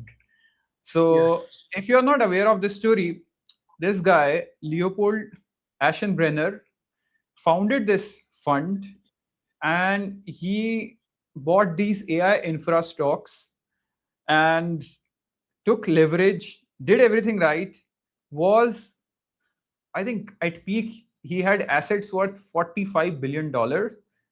And in last 1 month, when AI stocks kept crashing and all, he just liquidated his entire public portfolio at a discount because he just got a margin call from his broker because he was leveraged. So this was some golden run he was having, and it's one of the hottest story at this time which we wanted to cover. Right. So to give some background, he is 24 years old, born in 2001 in Germany, if I'm not wrong. And he actually landed up in OpenAI's team. And then he was fired in 2024 from OpenAI because there was some alleged leak that was like put on him, that he did some information leak, which he disputes. And just 2 months later, after that, he dropped this situational awareness fund he started. And he was predicting this AGI movements and how AI is going to be very big. And he bet on the hottest stocks that you must have heard of, like I think it is SK Hynix, Micron, Sandisk, even Bloom Energy. And he leveraged up to 4x. So he was making money at the speed of 4 times more than what the stocks are moving. And we all know how they moved, right, recently. Yeah, and one more thing. So when he was fired from OpenAI, uh, like he is not a finance professional. He just wrote a 160-page essay with the name of Situational Awareness, and it went viral. And then people actually funded him. I think he raised $250 million, and people told him, like, if you know so much about this thing, why don't you just invest this money and I would say, like, back your bets or whatever you are, betting on. Why don't you put money on the line to back this thesis which you are writing? And that's how this fund started. The name was Situational Awareness, which was the name of that viral essay. And it was doing incredibly well. But recently there was correction, and that's when this fund actually struggled. And the news is, at the moment, they have liquidated their public portfolio to save themselves. I think the fund, we would like to add this. He has, I think the only thing that he has left is a Anthropic stake and some private holdings. That's it. Yeah. So this is the journey of the entire Situational Awareness Fund. It was launched in late 2024, and by, you He can got say, fired from OpenAI. yeah, so he got fired from OpenAI, launched this fund, Situational Awareness Fund, raised $200 million in 2024 itself. Then it went viral in finance world in 2026. By May 2026, he was up to 70% in 2026 itself, just in 5 months. In the middle of the June, it was reported that he has raised $20 billion. Like, that's the AUM of this hedge fund. So he started with $200 million and reached $20 billion. And at the end of the June, when the SpaceX, bunch of other things were going on, the IPO was going on, that was the peak of these AI stocks. The fund was up 440% in 2026 itself. All right.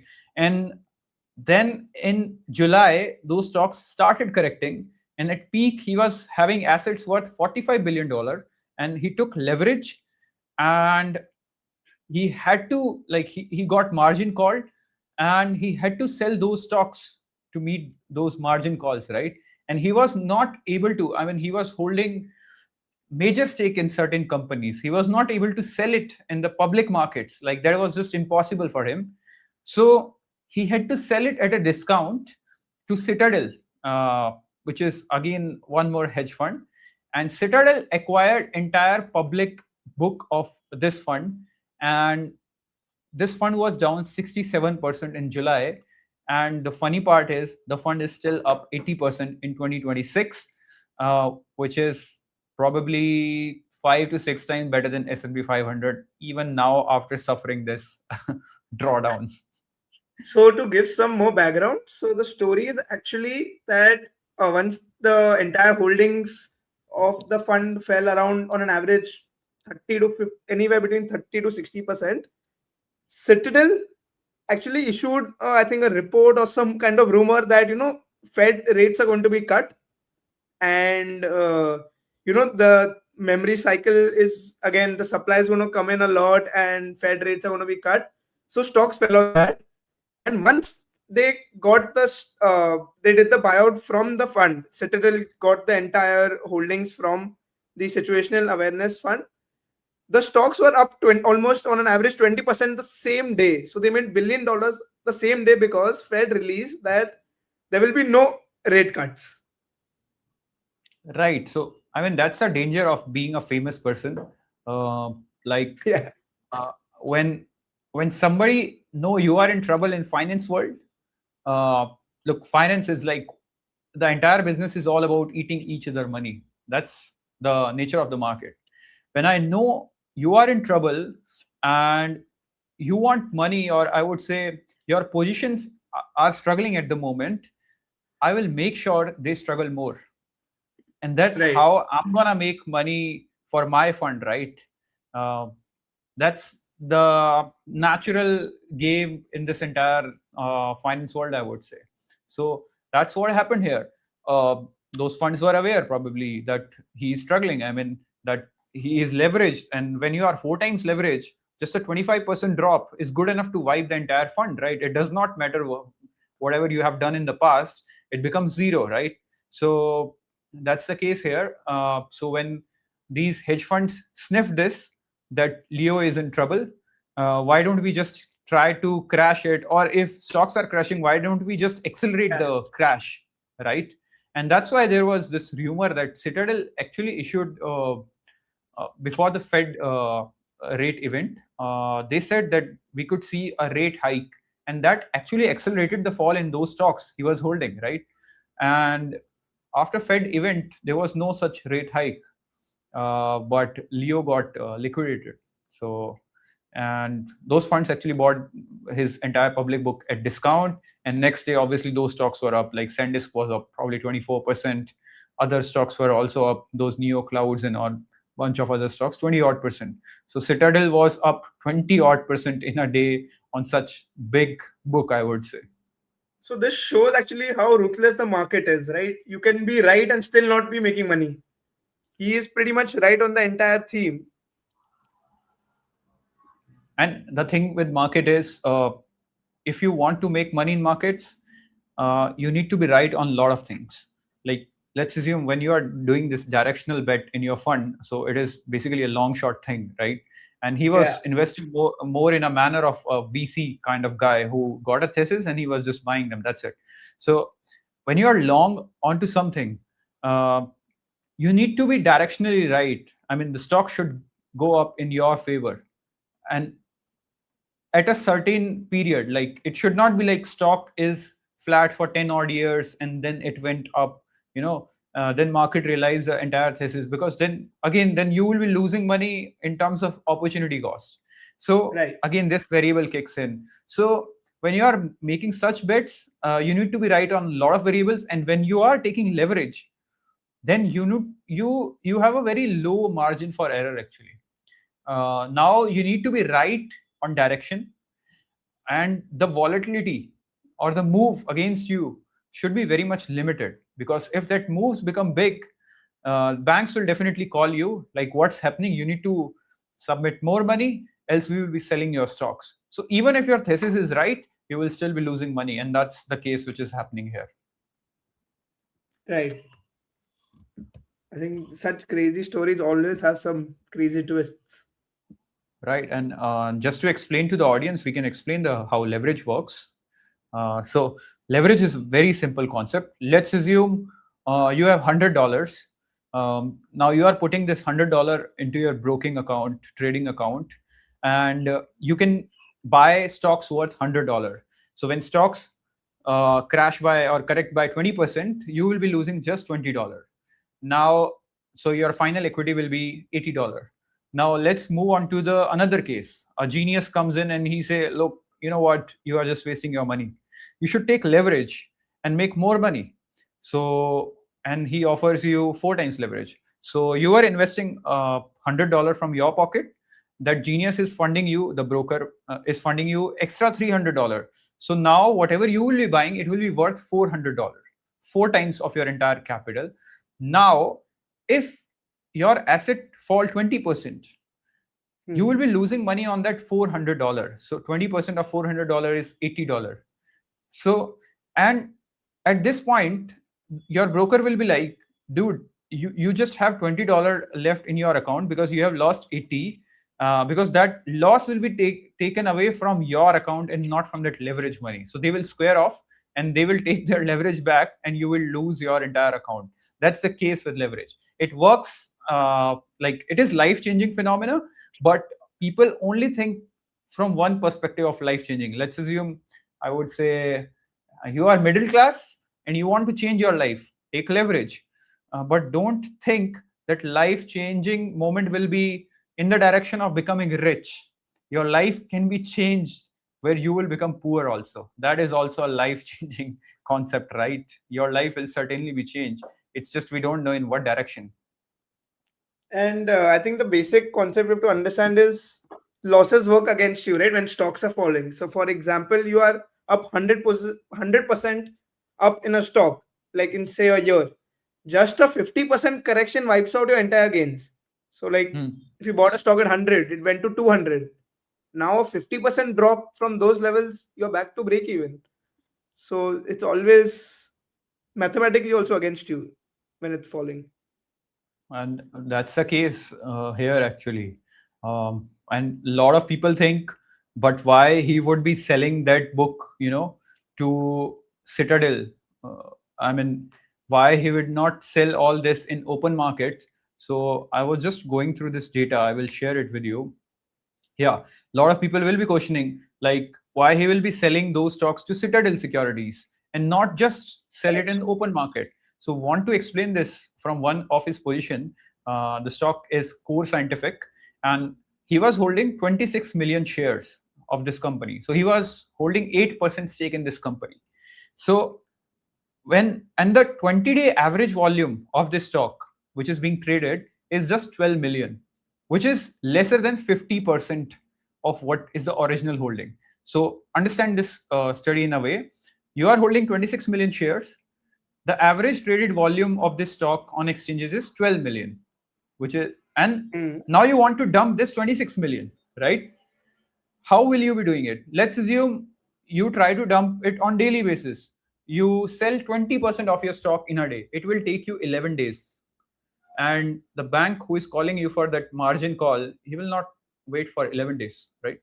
And even banks, these brokers, let's assume these Goldman Sachs and JP Morgan, or those guys also don't want to dump it in open markets. They will also call somebody, they must have called, Citadel, like, would you be interested in buying these shares? Like, we have a buyer or we have a seller of these stocks, right? Because they know it cannot be sold in open market. You can clearly see it will take 10 to 21 days, depending on how you're going to sell. So size becomes your enemy. And that's why I believe like retail should not really think like institution. They are playing a whole different game. It's not about my stop loss got breached. Let's sell it the entire position, right? Yeah, your stop loss got breached, but who is the buyer here? Like, where you want to sell those stocks? It's like you're getting stuck in illiquid micro caps. Yeah, and SMEs, these are not even micro caps, but it's just you own so much that you cannot dump it in open market, right? So, and that's how those competitor funds actually grab such opportunities. Correct.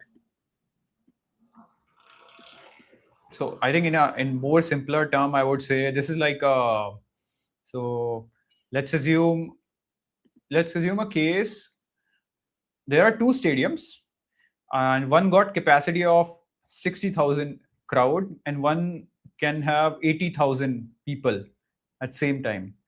The stadium with 60,000 capacity got 10 gates, and the stadium, the bigger stadium, which is the fancier one, which has a capacity of 80,000 audience capacity, it just got 8 gates. Now if people want to exit the stadium after the event, this giant stadium, I mean the huge name and all, it just doesn't have enough gates for audience to exit at quicker pace, right? So that's what just happened here in this entire case. So in such cases, what you will be doing, it's you will be literally getting one of the stories for a lifetime, right? You rarely get to see such crazy booms and busts at that scale. And one more thing, I think we keep on hearing about traders who made market wizards and bunch of other things. Very few have actually reached such stage where they are playing in billions of dollars. It mostly some millions and all. I think if he would have shorted those stocks, or maybe just booked his gains, or you can say just selling some partial position, I think he would have been one of the greatest trader, probably in top 3, right, of all time. I'm saying, not just this year. That's why they say, it's always easy in hindsight. Yeah, it's just not easy to act in real time. And we will be taking questions from you or thoughts. Yeah, we are already got one comment from Raj Shekhar that losses always work geometrically against us. Yeah, that's been the case here. What are the other key lessons from this event for you? I think it's a more than a lesson, it's like motivation. Like you need to have guts to to even reach that level that he reached before the bust, right? How many people can reach there? And I'm pretty much, no risk, no glory. Yeah, it's that kind of thing. And pretty much sure, like a lot of people are just trolling him, or sitting in their house with loans pending, living on salary, and they're like, wow, he just fell from $40 billion, and he had to sell this to Uncle Ken Griffin of Citadel.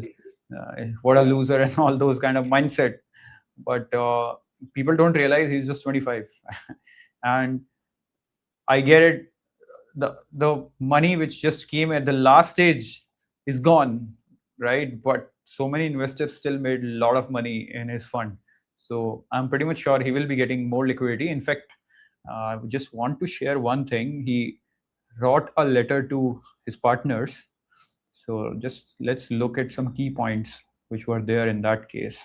Allow me a minute. I will get it on the screen.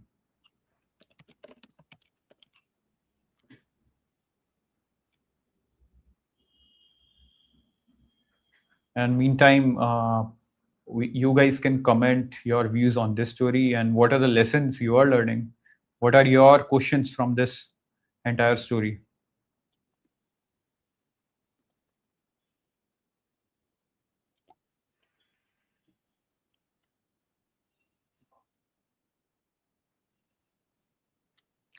All right, I will just get it. And one more thing, I think a lot of people, when this news went out, people thought the fund went bankrupt. Like they lost the entire capital or something. But I think this entire thing was just to save the fund. So they just trimmed the leverage portion actually. Yeah, I mean they're still holding the Anthropic stake and few others, right? So fund is still there. And they themselves said it like in the letter. Yeah, I just got it. I'm gonna share it. Just allow me a second.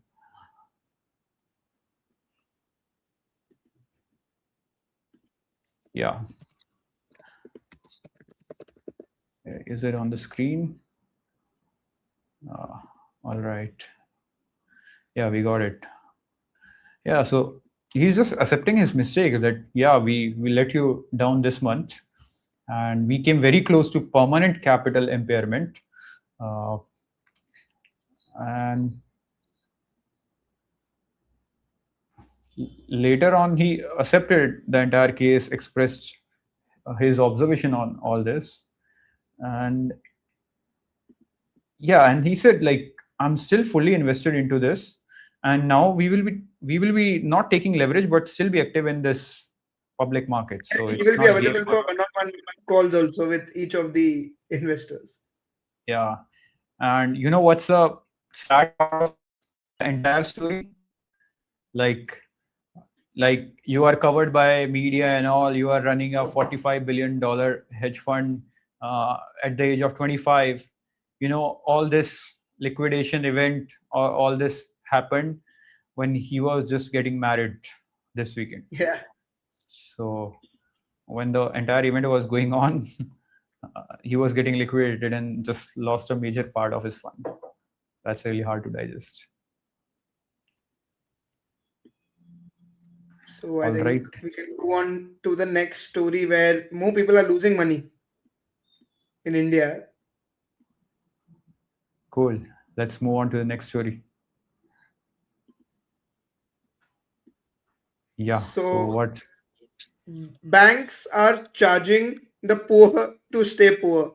That's the story which is currently going viral because Indian banks collected 7,000 crore rupees last year, not for fraud, not for default, but in penalties.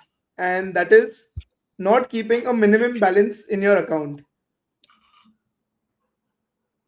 Okay. So it's like, if you don't have money, then pay us money, Yeah. right? It's like this entire minimum balance charge logic is very simple.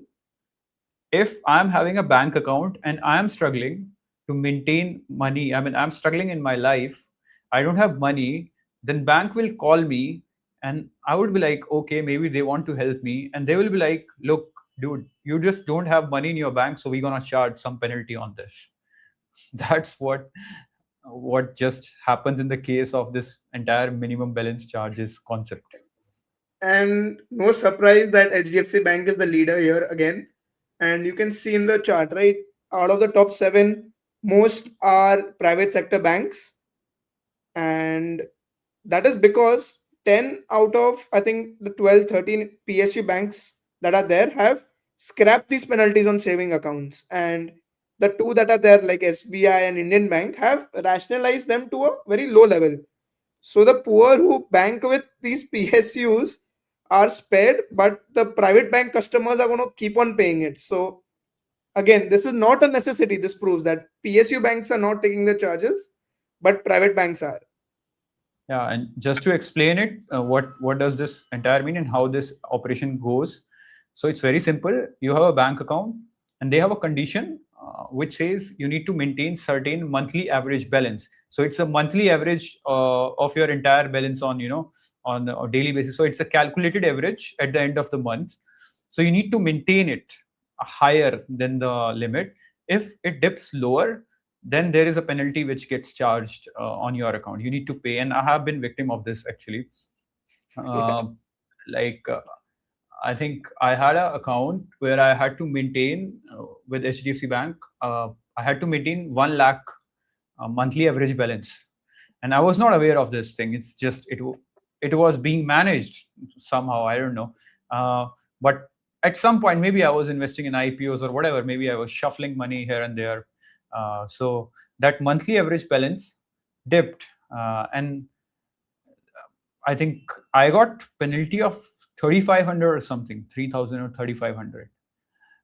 And the thing is, I got it reversed because I posted it on Twitter. Tweet. And yeah, and logically, I also got reversed as per the Indian laws. Like, this is just for the audience. If banks charges you such penalty on not maintaining low balance, there is a rule from RBI that banks actually need to send you a notification, a warning or disclaimer kind of thing, like this is happening, your balance is low, so please add some money. Like they have to inform you this thing. If they don't inform you, then you can actually get the refund by Yeah. stating this law, and But that's how I I think the also got refund. problem isn't the refund, right? It's the lack of knowledge, and like I don't think anyone is aware that there's a minimum bank balance in that particular account of theirs. And in times when you're doing transactions and all, how many people even remember that there is something like a minimum balance that you have to keep? So you Yeah, could say it's it's like a hidden practice in a way. yeah, and almost $1 billion, what, 7,000 crore, yeah. And the funny part is for them, like for HDFC, if you think for like SBI, right, or Bank of Baroda, ICICI, what is 300 crores? It's nothing, right? But the place where this 300 crore is coming, for those people, it could mean a lot, right? Because they anyway are not keeping, they could be having some kind of liquidity issue, probably. Maybe not because of your case where you are shuffling money, but it's like charging the poor for being poor again. Right. And the reason you are seeing these PSU bank lower in this case, like State Bank of India probably has the highest number of deposit, like largest deposit in India. So I'm assuming they must be having largest number of accounts also. And these guys are still collecting just 400 odd crores in comparison to HDFC Bank, which is collecting 1800 crore per year. The reason is, I think, when this recent government came, I would not say even recent, in 2014, there was a scheme like every Indian should have their banks or something, bank account. Yeah. It was some Jan Dhan accounts or something. Those were zero balance, minimum balance. Like the balance which user need to maintain was zero in that case. So these PSU banks actually caters to such rural India, or such low ticket customer who will be depositing very very less money, and that's one of the reason why State Bank of India is just charging 400 odd crores in comparison to how private banks are behaving actually. Right. But again, these are your rights. Like RBI says, bank should notify the customer by SMS, email, or letter, and they should give you 1 month to uh, increase your balance above this limit. If they don't do it, don't worry about it. You can always get refund of this penalty.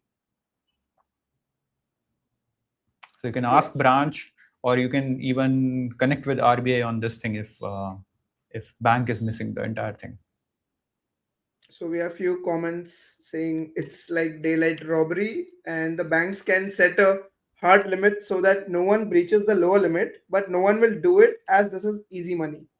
This is absolutely easiest form of money, right? Like That's why I your think PSU banks, most of them have shut it, but private banks continue to charge the customers. again, but that's the thing. Like people keep on saying the entire experience of visiting private bank and PSU banks, right? When I think when you open account in PSU banks, they will be like, yeah, do this and a bunch of other things. When you open account in private bank, they will be like, yes, sir, like we will get this done, just need some signs and all. That premium treatment is for your premium banking account, premium banking service. Although you might see websites of these banks are still Right. those old schools, but that's why they treat you like this. I mean, they know you are premium, and how we gonna milk you?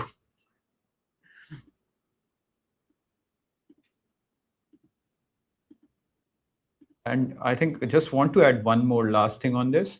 If some people are having doubt why bank actually charge this, like it's pretty awkward to charge penalty on people who does not have money. Like, why are you charging them money? Bank justify this that there is a cost to maintain these operation. Like they are maintaining your bank account, right? ATM is all the time open for you, and you can visit branch. You can get your favorite hobby of India is the passbook printing and all, right? All these operation takes money, so that's one of the reason. Like there is a cost on maintaining every single account. Although it's digital now, it's not some notebook or notes maintenance, but still that's a reason why these guys charge. Right. So, and I hope anyone who's been charged falsely or something, you can just tweet it and you'll get your refund probably. Yeah, a bank should. Tag us, we'll retweet it and ensure you get the refund. We will do it for you. Don't worry about it. Cool. All right. We're just hitting 400 viewers. I think that's a good number. Okay. I think whoever missed out today missed out on golden conversations with Sharav. Yeah, it's like having a GPT model. And he tried really hard that he's not a bot. It's real, but insane. All right, let's move on to the next story now. So you must have heard, right, that ministers and all are usually not very accountable as such. Like they don't take accountability. But something crazy happened in Korea. Do you know what happened? Yeah, so South Korea stock market was doing a lot of headlines this year, especially, and the reason was very simple. Just like we have Nifty in India, they have this Kospi, and Kospi was up probably more than 100% I think this year itself.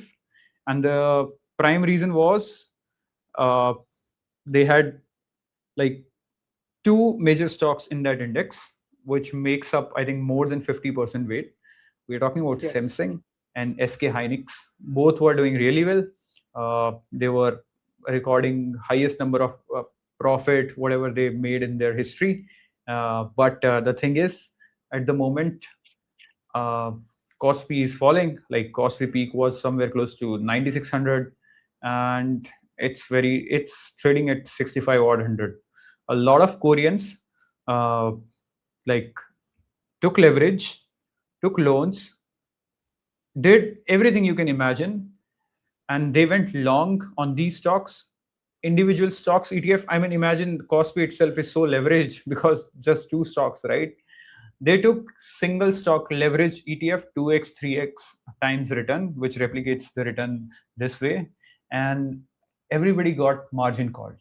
And the number is so big, like 3% of the entire population got margin called during this memory stock crack, which just happened. So it's like, to give some more background, it's like the whole generation of young Koreans who did not have exposure to making fast money or the markets borrowed money on leverage to bet on these AI chip stocks, because we all know, right? We get FOMO when you see stocks going up crazy and these stories are cooked that memory stocks are the next decadal thing. Now it'll go more 5x from here when they've already been 6 to 7x in that year. But then the market fell and these stocks corrected 40 odd percent and wiped out almost $2 trillion. And the funny part is the finance minister stood up in parliament and apologized. Okay, that's not something we see in India. It's usually the Actually, other you way won't around. see it anywhere in the world, yeah. Like a finance minister coming and taking accountability that, in parliament, that the single stock leverage ETF was launched without adequate scrutiny, and they are, considering how to restrict them to only professional investors, or cutting the leverage multiples.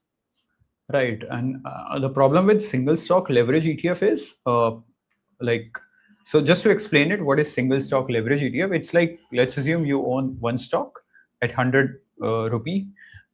This stock goes up 5%. Now, then there is a 2x daily product.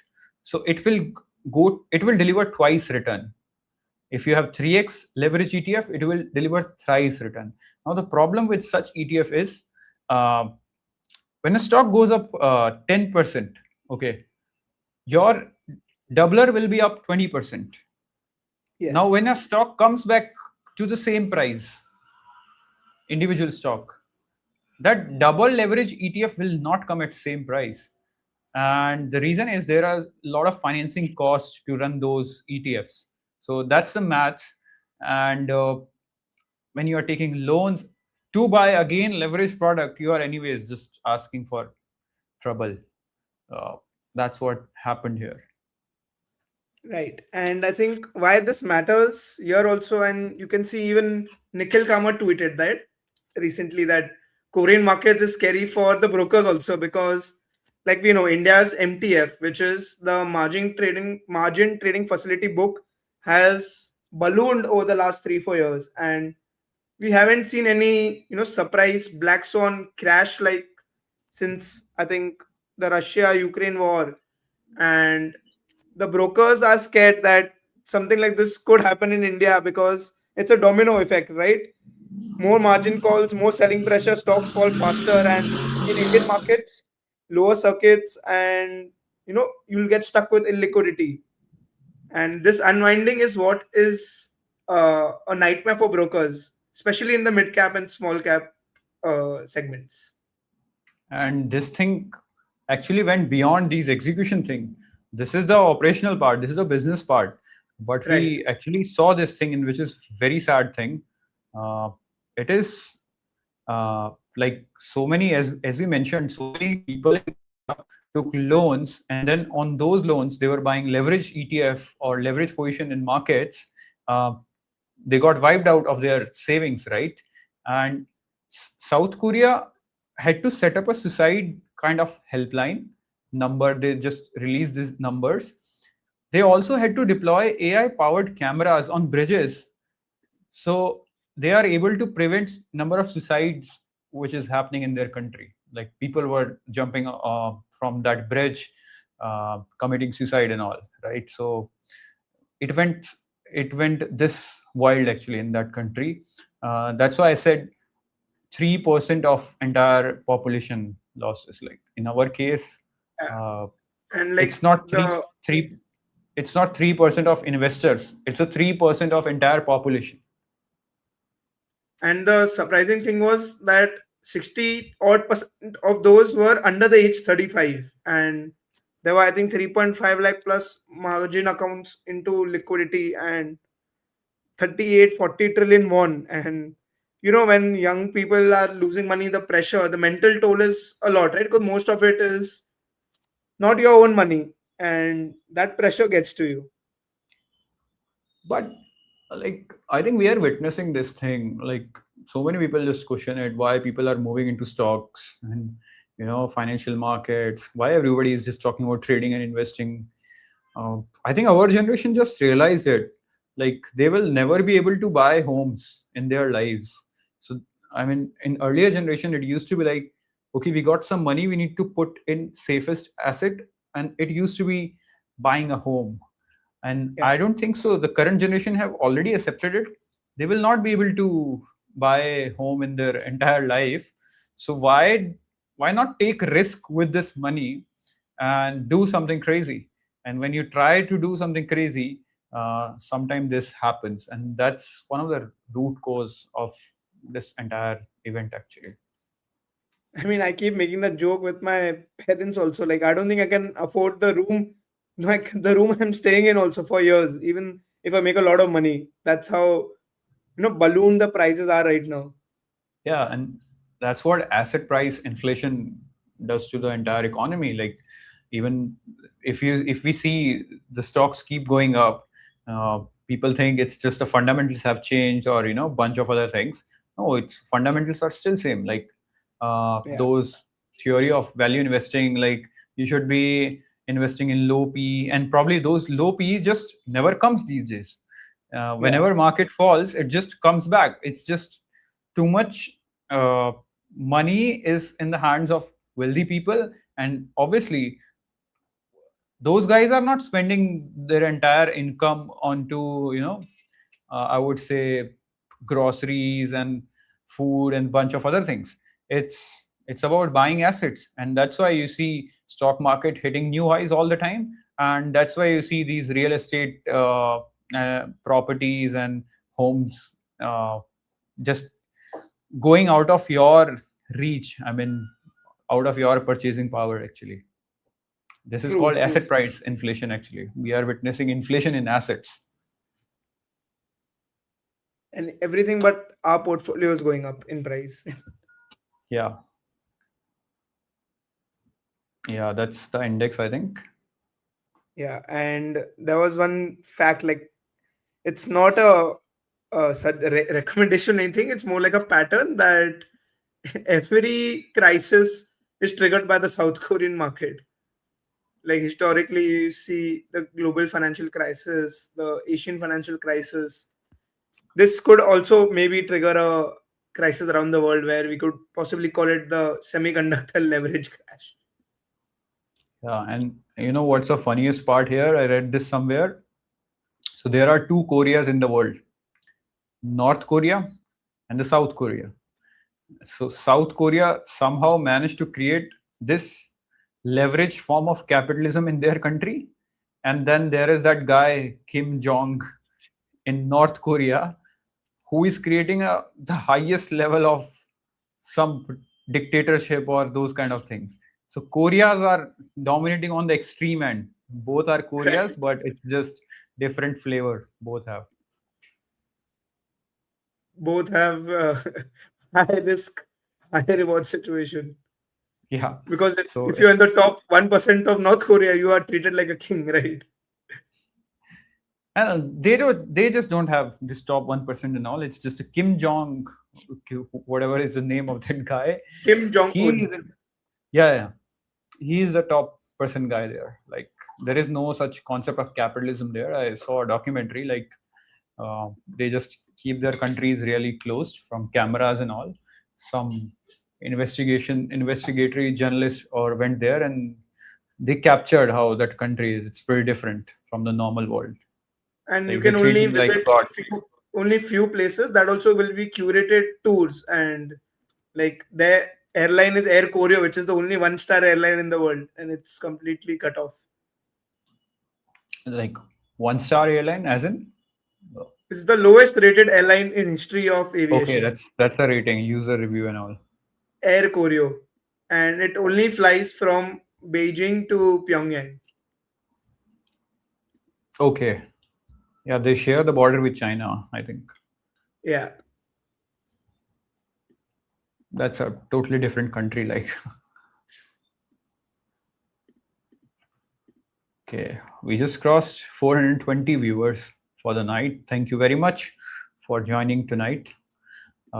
Yeah, we are still left with stories. Yeah, this will be our longest one, and I think the most interesting one as well. Yeah, Stream. All right, let's move on to the next story.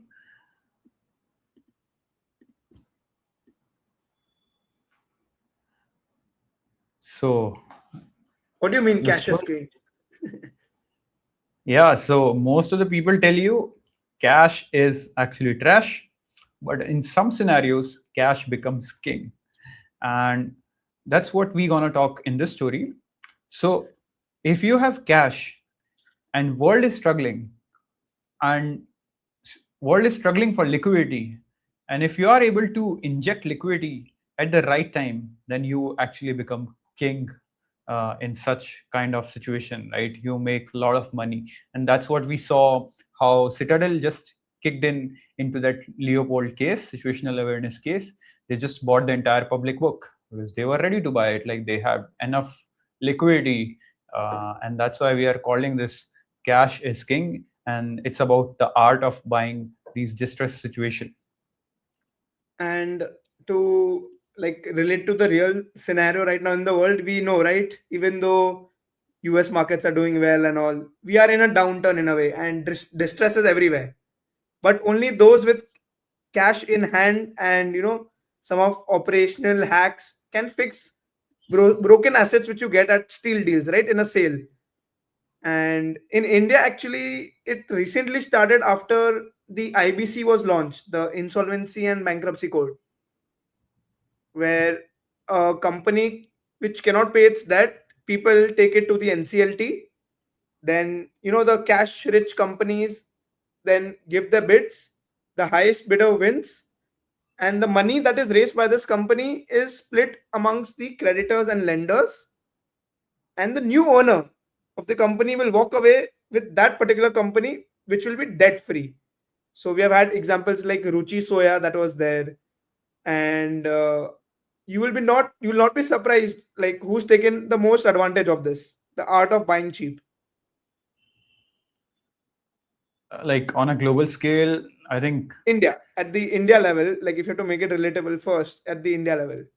Yeah, it would be Adani probably buying assets at dirt cheap E- valuation. Exactly. And Adani spent over 60,000 crore buying over and above 20, 15 odd companies. And what they had in common was almost all of them were bankrupt, and they buy this with their cash and at around 80 to 90% haircut to what lenders owed. And lenders are okay to take a haircut and at least get some amount of money back of the principal, and then Adani will get the company debt free and work to turn it around. Interestingly, and in public markets, like on a global scale, this guy, the want to discuss this, yeah. Uh, on on international level in public markets, the guy who plays this cash is king theory well is Ken Griffin. Like he runs Citadel actually, and he has done this multiple times. Like this week, when he bought Situational Awareness public book, it was just not the first such event. Like he has been doing it for a while, and his most interesting such equation was Enron was a company in USA, and I think it filed for bankruptcy. And that's when Ken Griffin actually took that private jet and flew there, and he somehow managed to acquire the talent out of that company who used to be the commodity traders. And I was reading this on my feed that uh, Citadel actually made $30 billion from that entire equation. So here we are talking about acquiring talent, those traders of Enron and all. And imagine your company is anyways going bankrupt, filing for bankruptcy, right? It's very easy to hire those employees. And when you know the value of those employees, you will be paying them a lot of money, right? And they will be creating a lot of money for you. And this is not the first time. That's why I'm saying a lot of time this has happened. Like even this 2006 case, this Amaranth Capital, uh, they were struggling. They had some 16,000 position actually, and Okay. that's again Citadel came in. They analyzed the entire position, and they bought their entire book, I believe, for what? Just getting the price. I mean, Yeah. they are So at huge haircuts, right? 80 to 90% haircuts usually. yeah. So, and the part here is they analyzed 16,000 positions, trading positions, and then they acquired this. So many cases. Even this famous case of Soviet crisis, they again acquire this the entire book, which was worth 3 billion on a face value, and they got it for 800 million. So I think it's a trend. Like this guy just wakes up, see, is there any crisis in the world? Yeah, I mean, Analyze it. it's a repeatable playbook that they've created, right? Doing it Yeah, across decades is like commendable. and I think in 2008 they were also struggling, and they were down 55%. And I think post that it's just about they want to see such companies struggling, and then they will be just injecting this liquidity to save such company or acquire those assets. I That's think been the it's the case. reverse of what we want, right? They want one big winner that changes everything for their fund. Like usually Even this distressed funds work on that thing, right? They'll take one, probably take 10 bets and aim that one becomes a super duper hit because the upside is massive, right? In these cases.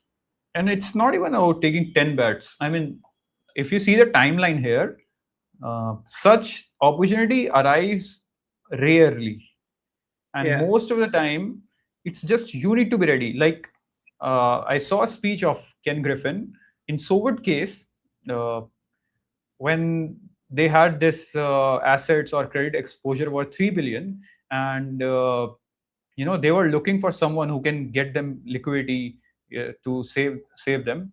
There were competitors, and Citadel actually worked on weekend and acquired the entire position before market opens on Monday. And competitors just kept watching, like what's happening. Like they just didn't get anything, and it's the Citadel which acquired everything for 800 million, which was worth 3 billion. And they also got a board seat as part of negotiation. Yeah.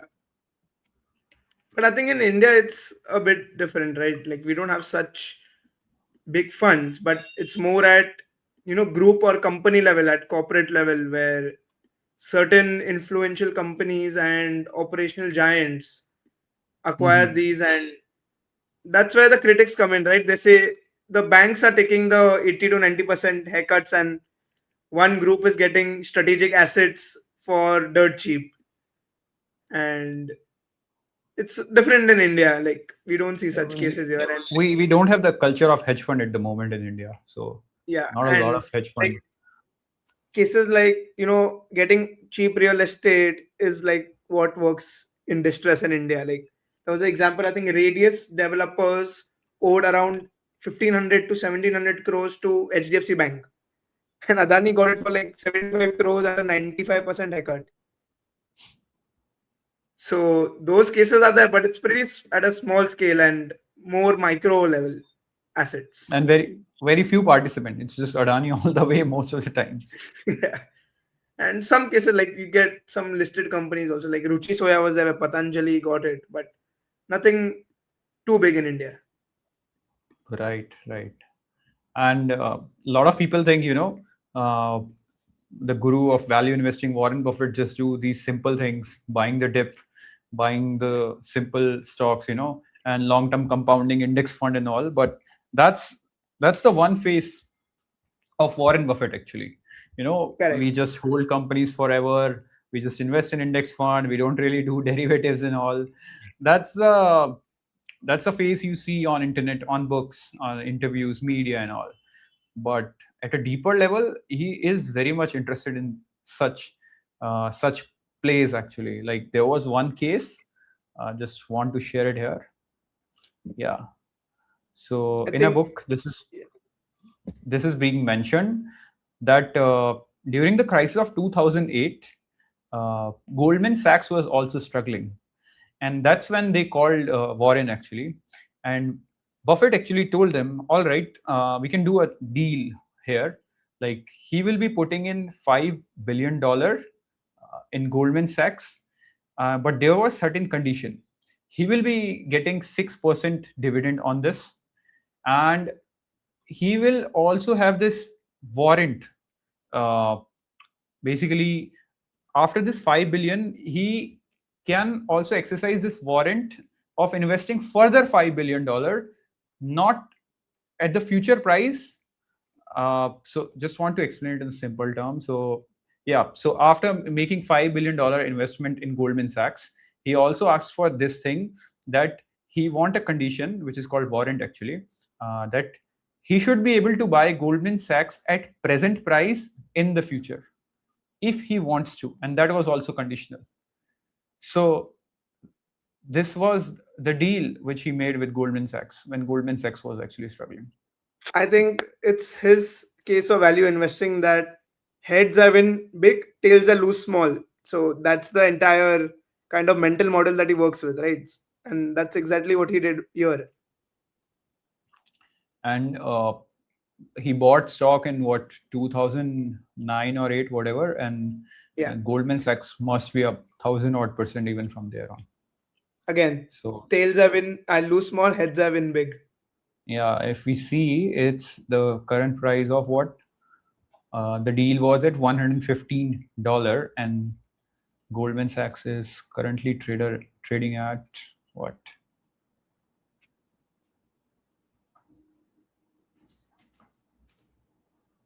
It's at $1,000. So yeah,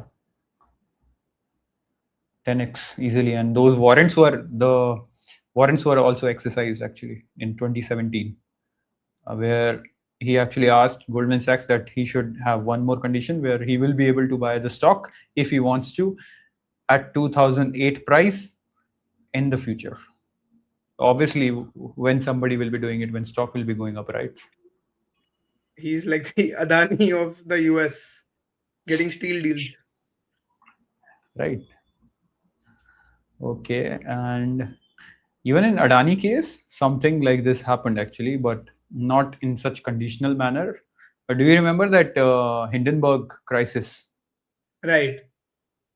So in that crisis, Adani was also having some FPO to raise money. Adani is into very huge businesses, boring businesses, which requires a lot of capital to build Capex, that yeah, it's infra. capex And heavy, asset heavy yeah, businesses. yeah. So he wanted to raise 20,000 crore actually, and then there was some allegation from a firm in USA, Hindenburg, that Adani is fraud and all, and that actually crashed the stocks of Adani group companies. Like stocks were down, I think 50 odd percent, even 40 to 50 odd percent in a Yeah, matter of less than weeks. a month. Yeah, weeks. Yeah, in just 5 to 7 days, stocks were down 50 odd percent. So even the FPO offer was given at a discounted prices in comparison to current market value. I think it was like 5 odd percent. So you can assume what I mean here is, let's assume Adani was trading at 3 odd 3,000 3,500 Adani Enterprises.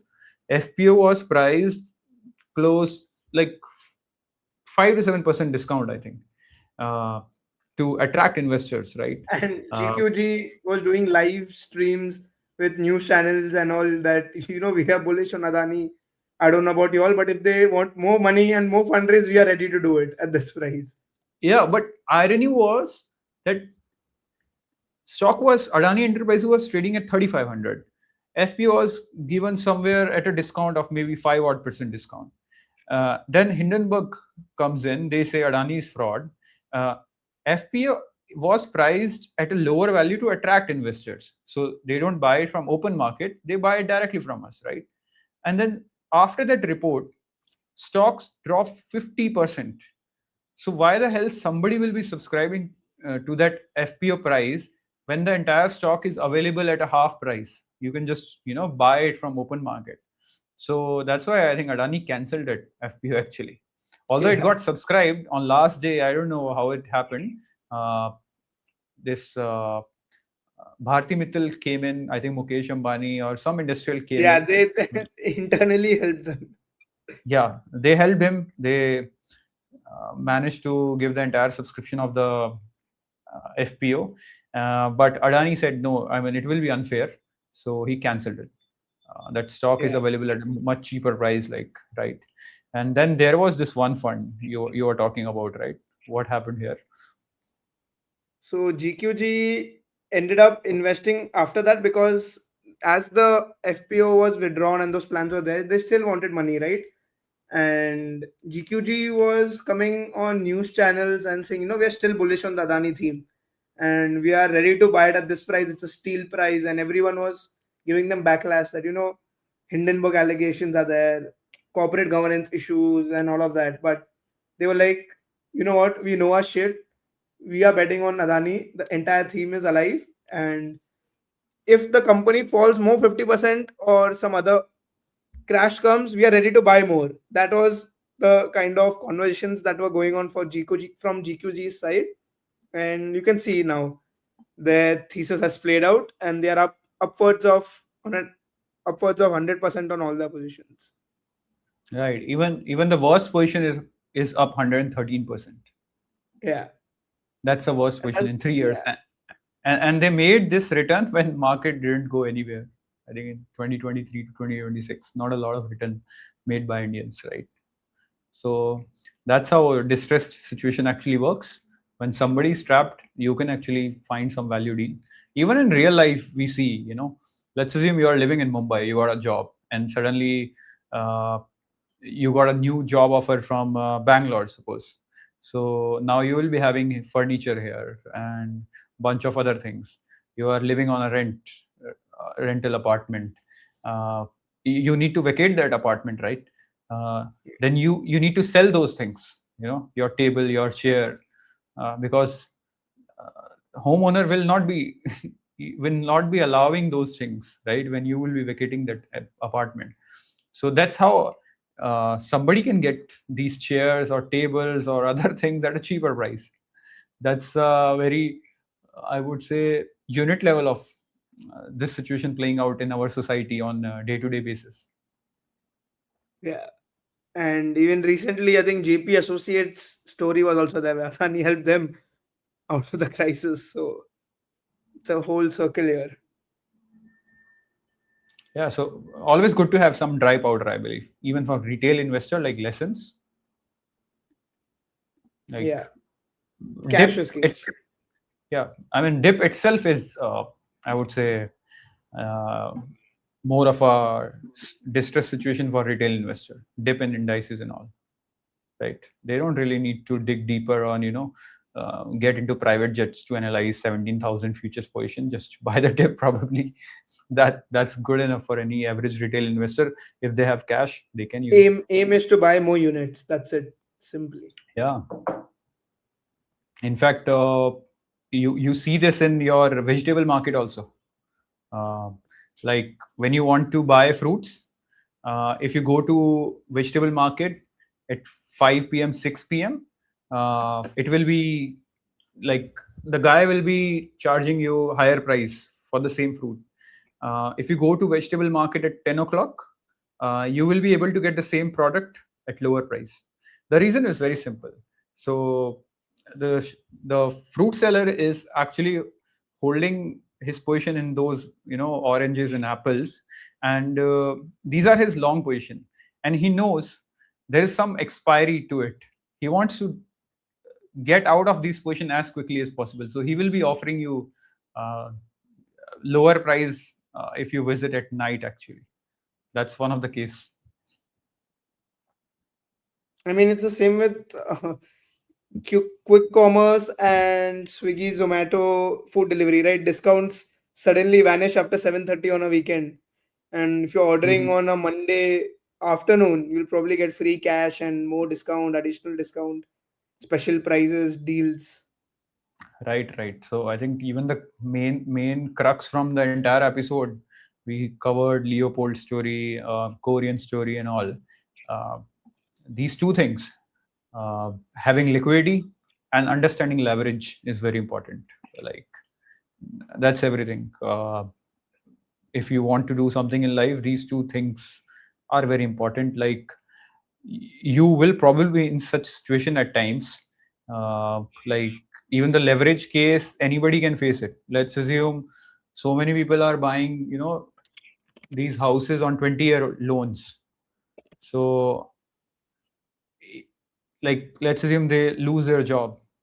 On paper they are having home worth 2 crore, but they don't have any income at the moment.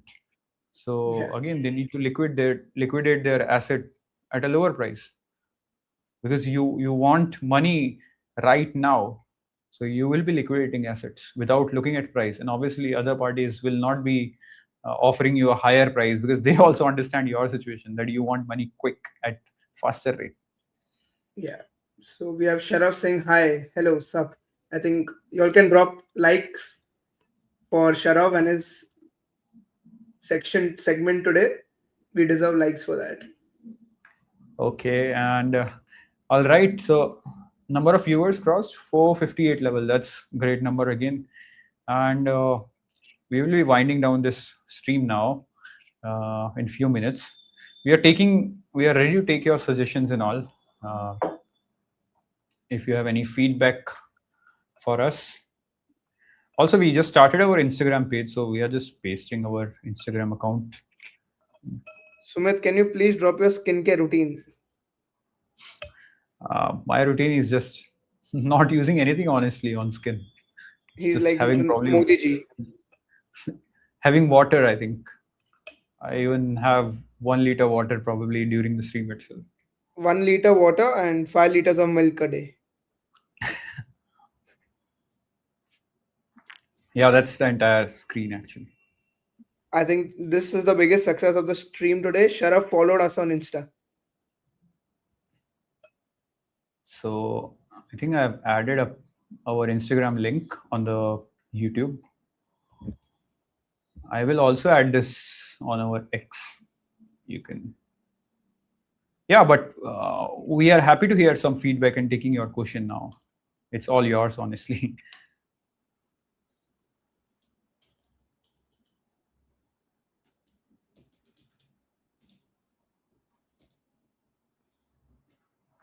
And thanks for being here. I mean, it's little live stream, honestly. A little longer version of live stream.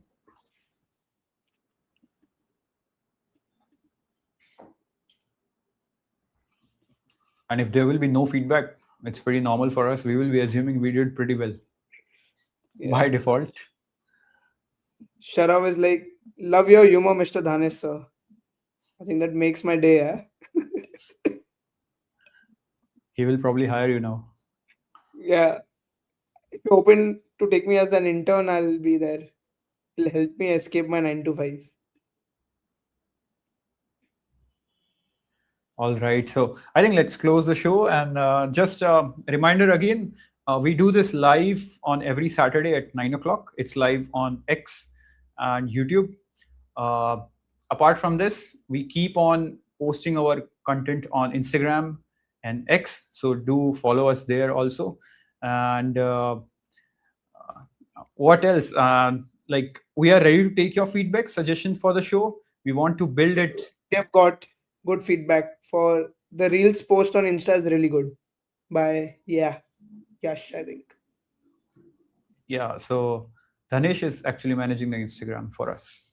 He's taking care of that part.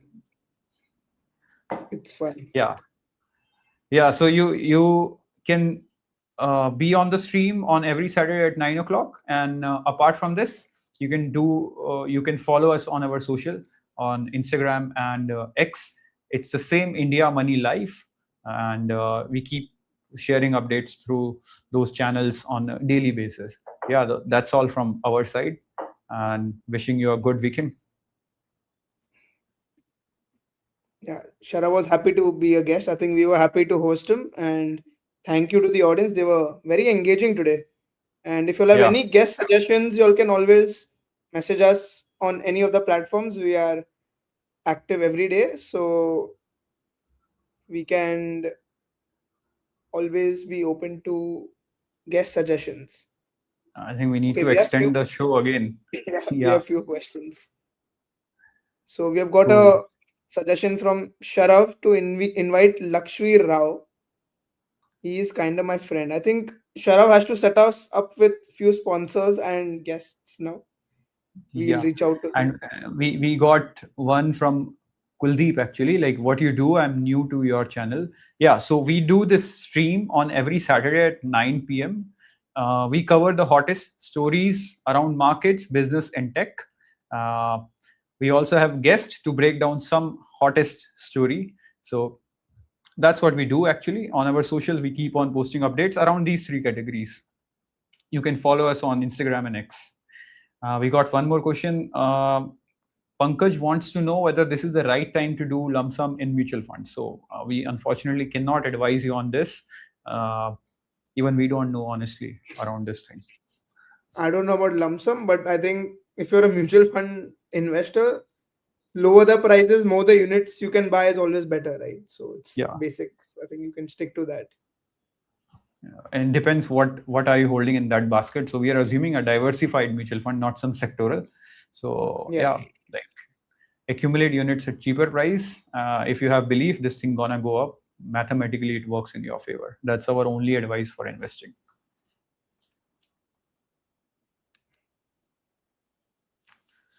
All right, I think. So Yash has written, are you guys planning on making a debut on LinkedIn as well?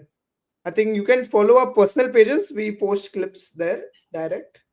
And soon we'll start our LinkedIn page for India Money Live as well. And thank you very much for this suggestion, actually.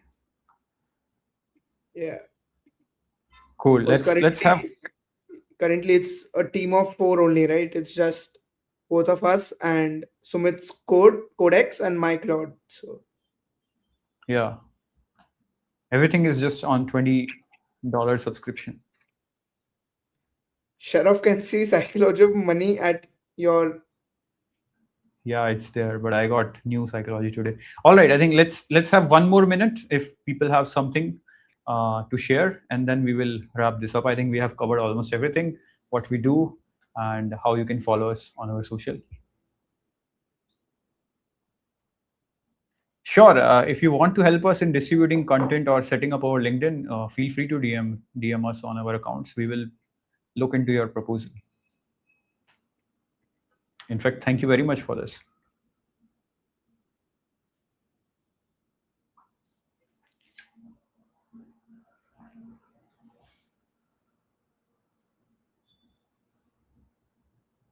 All right. I think let's wrap this stream, and looking forward to see you next weekend again. And till then, have a good weekend and enjoy your Guys, Sunday thank you for tomorrow. joining.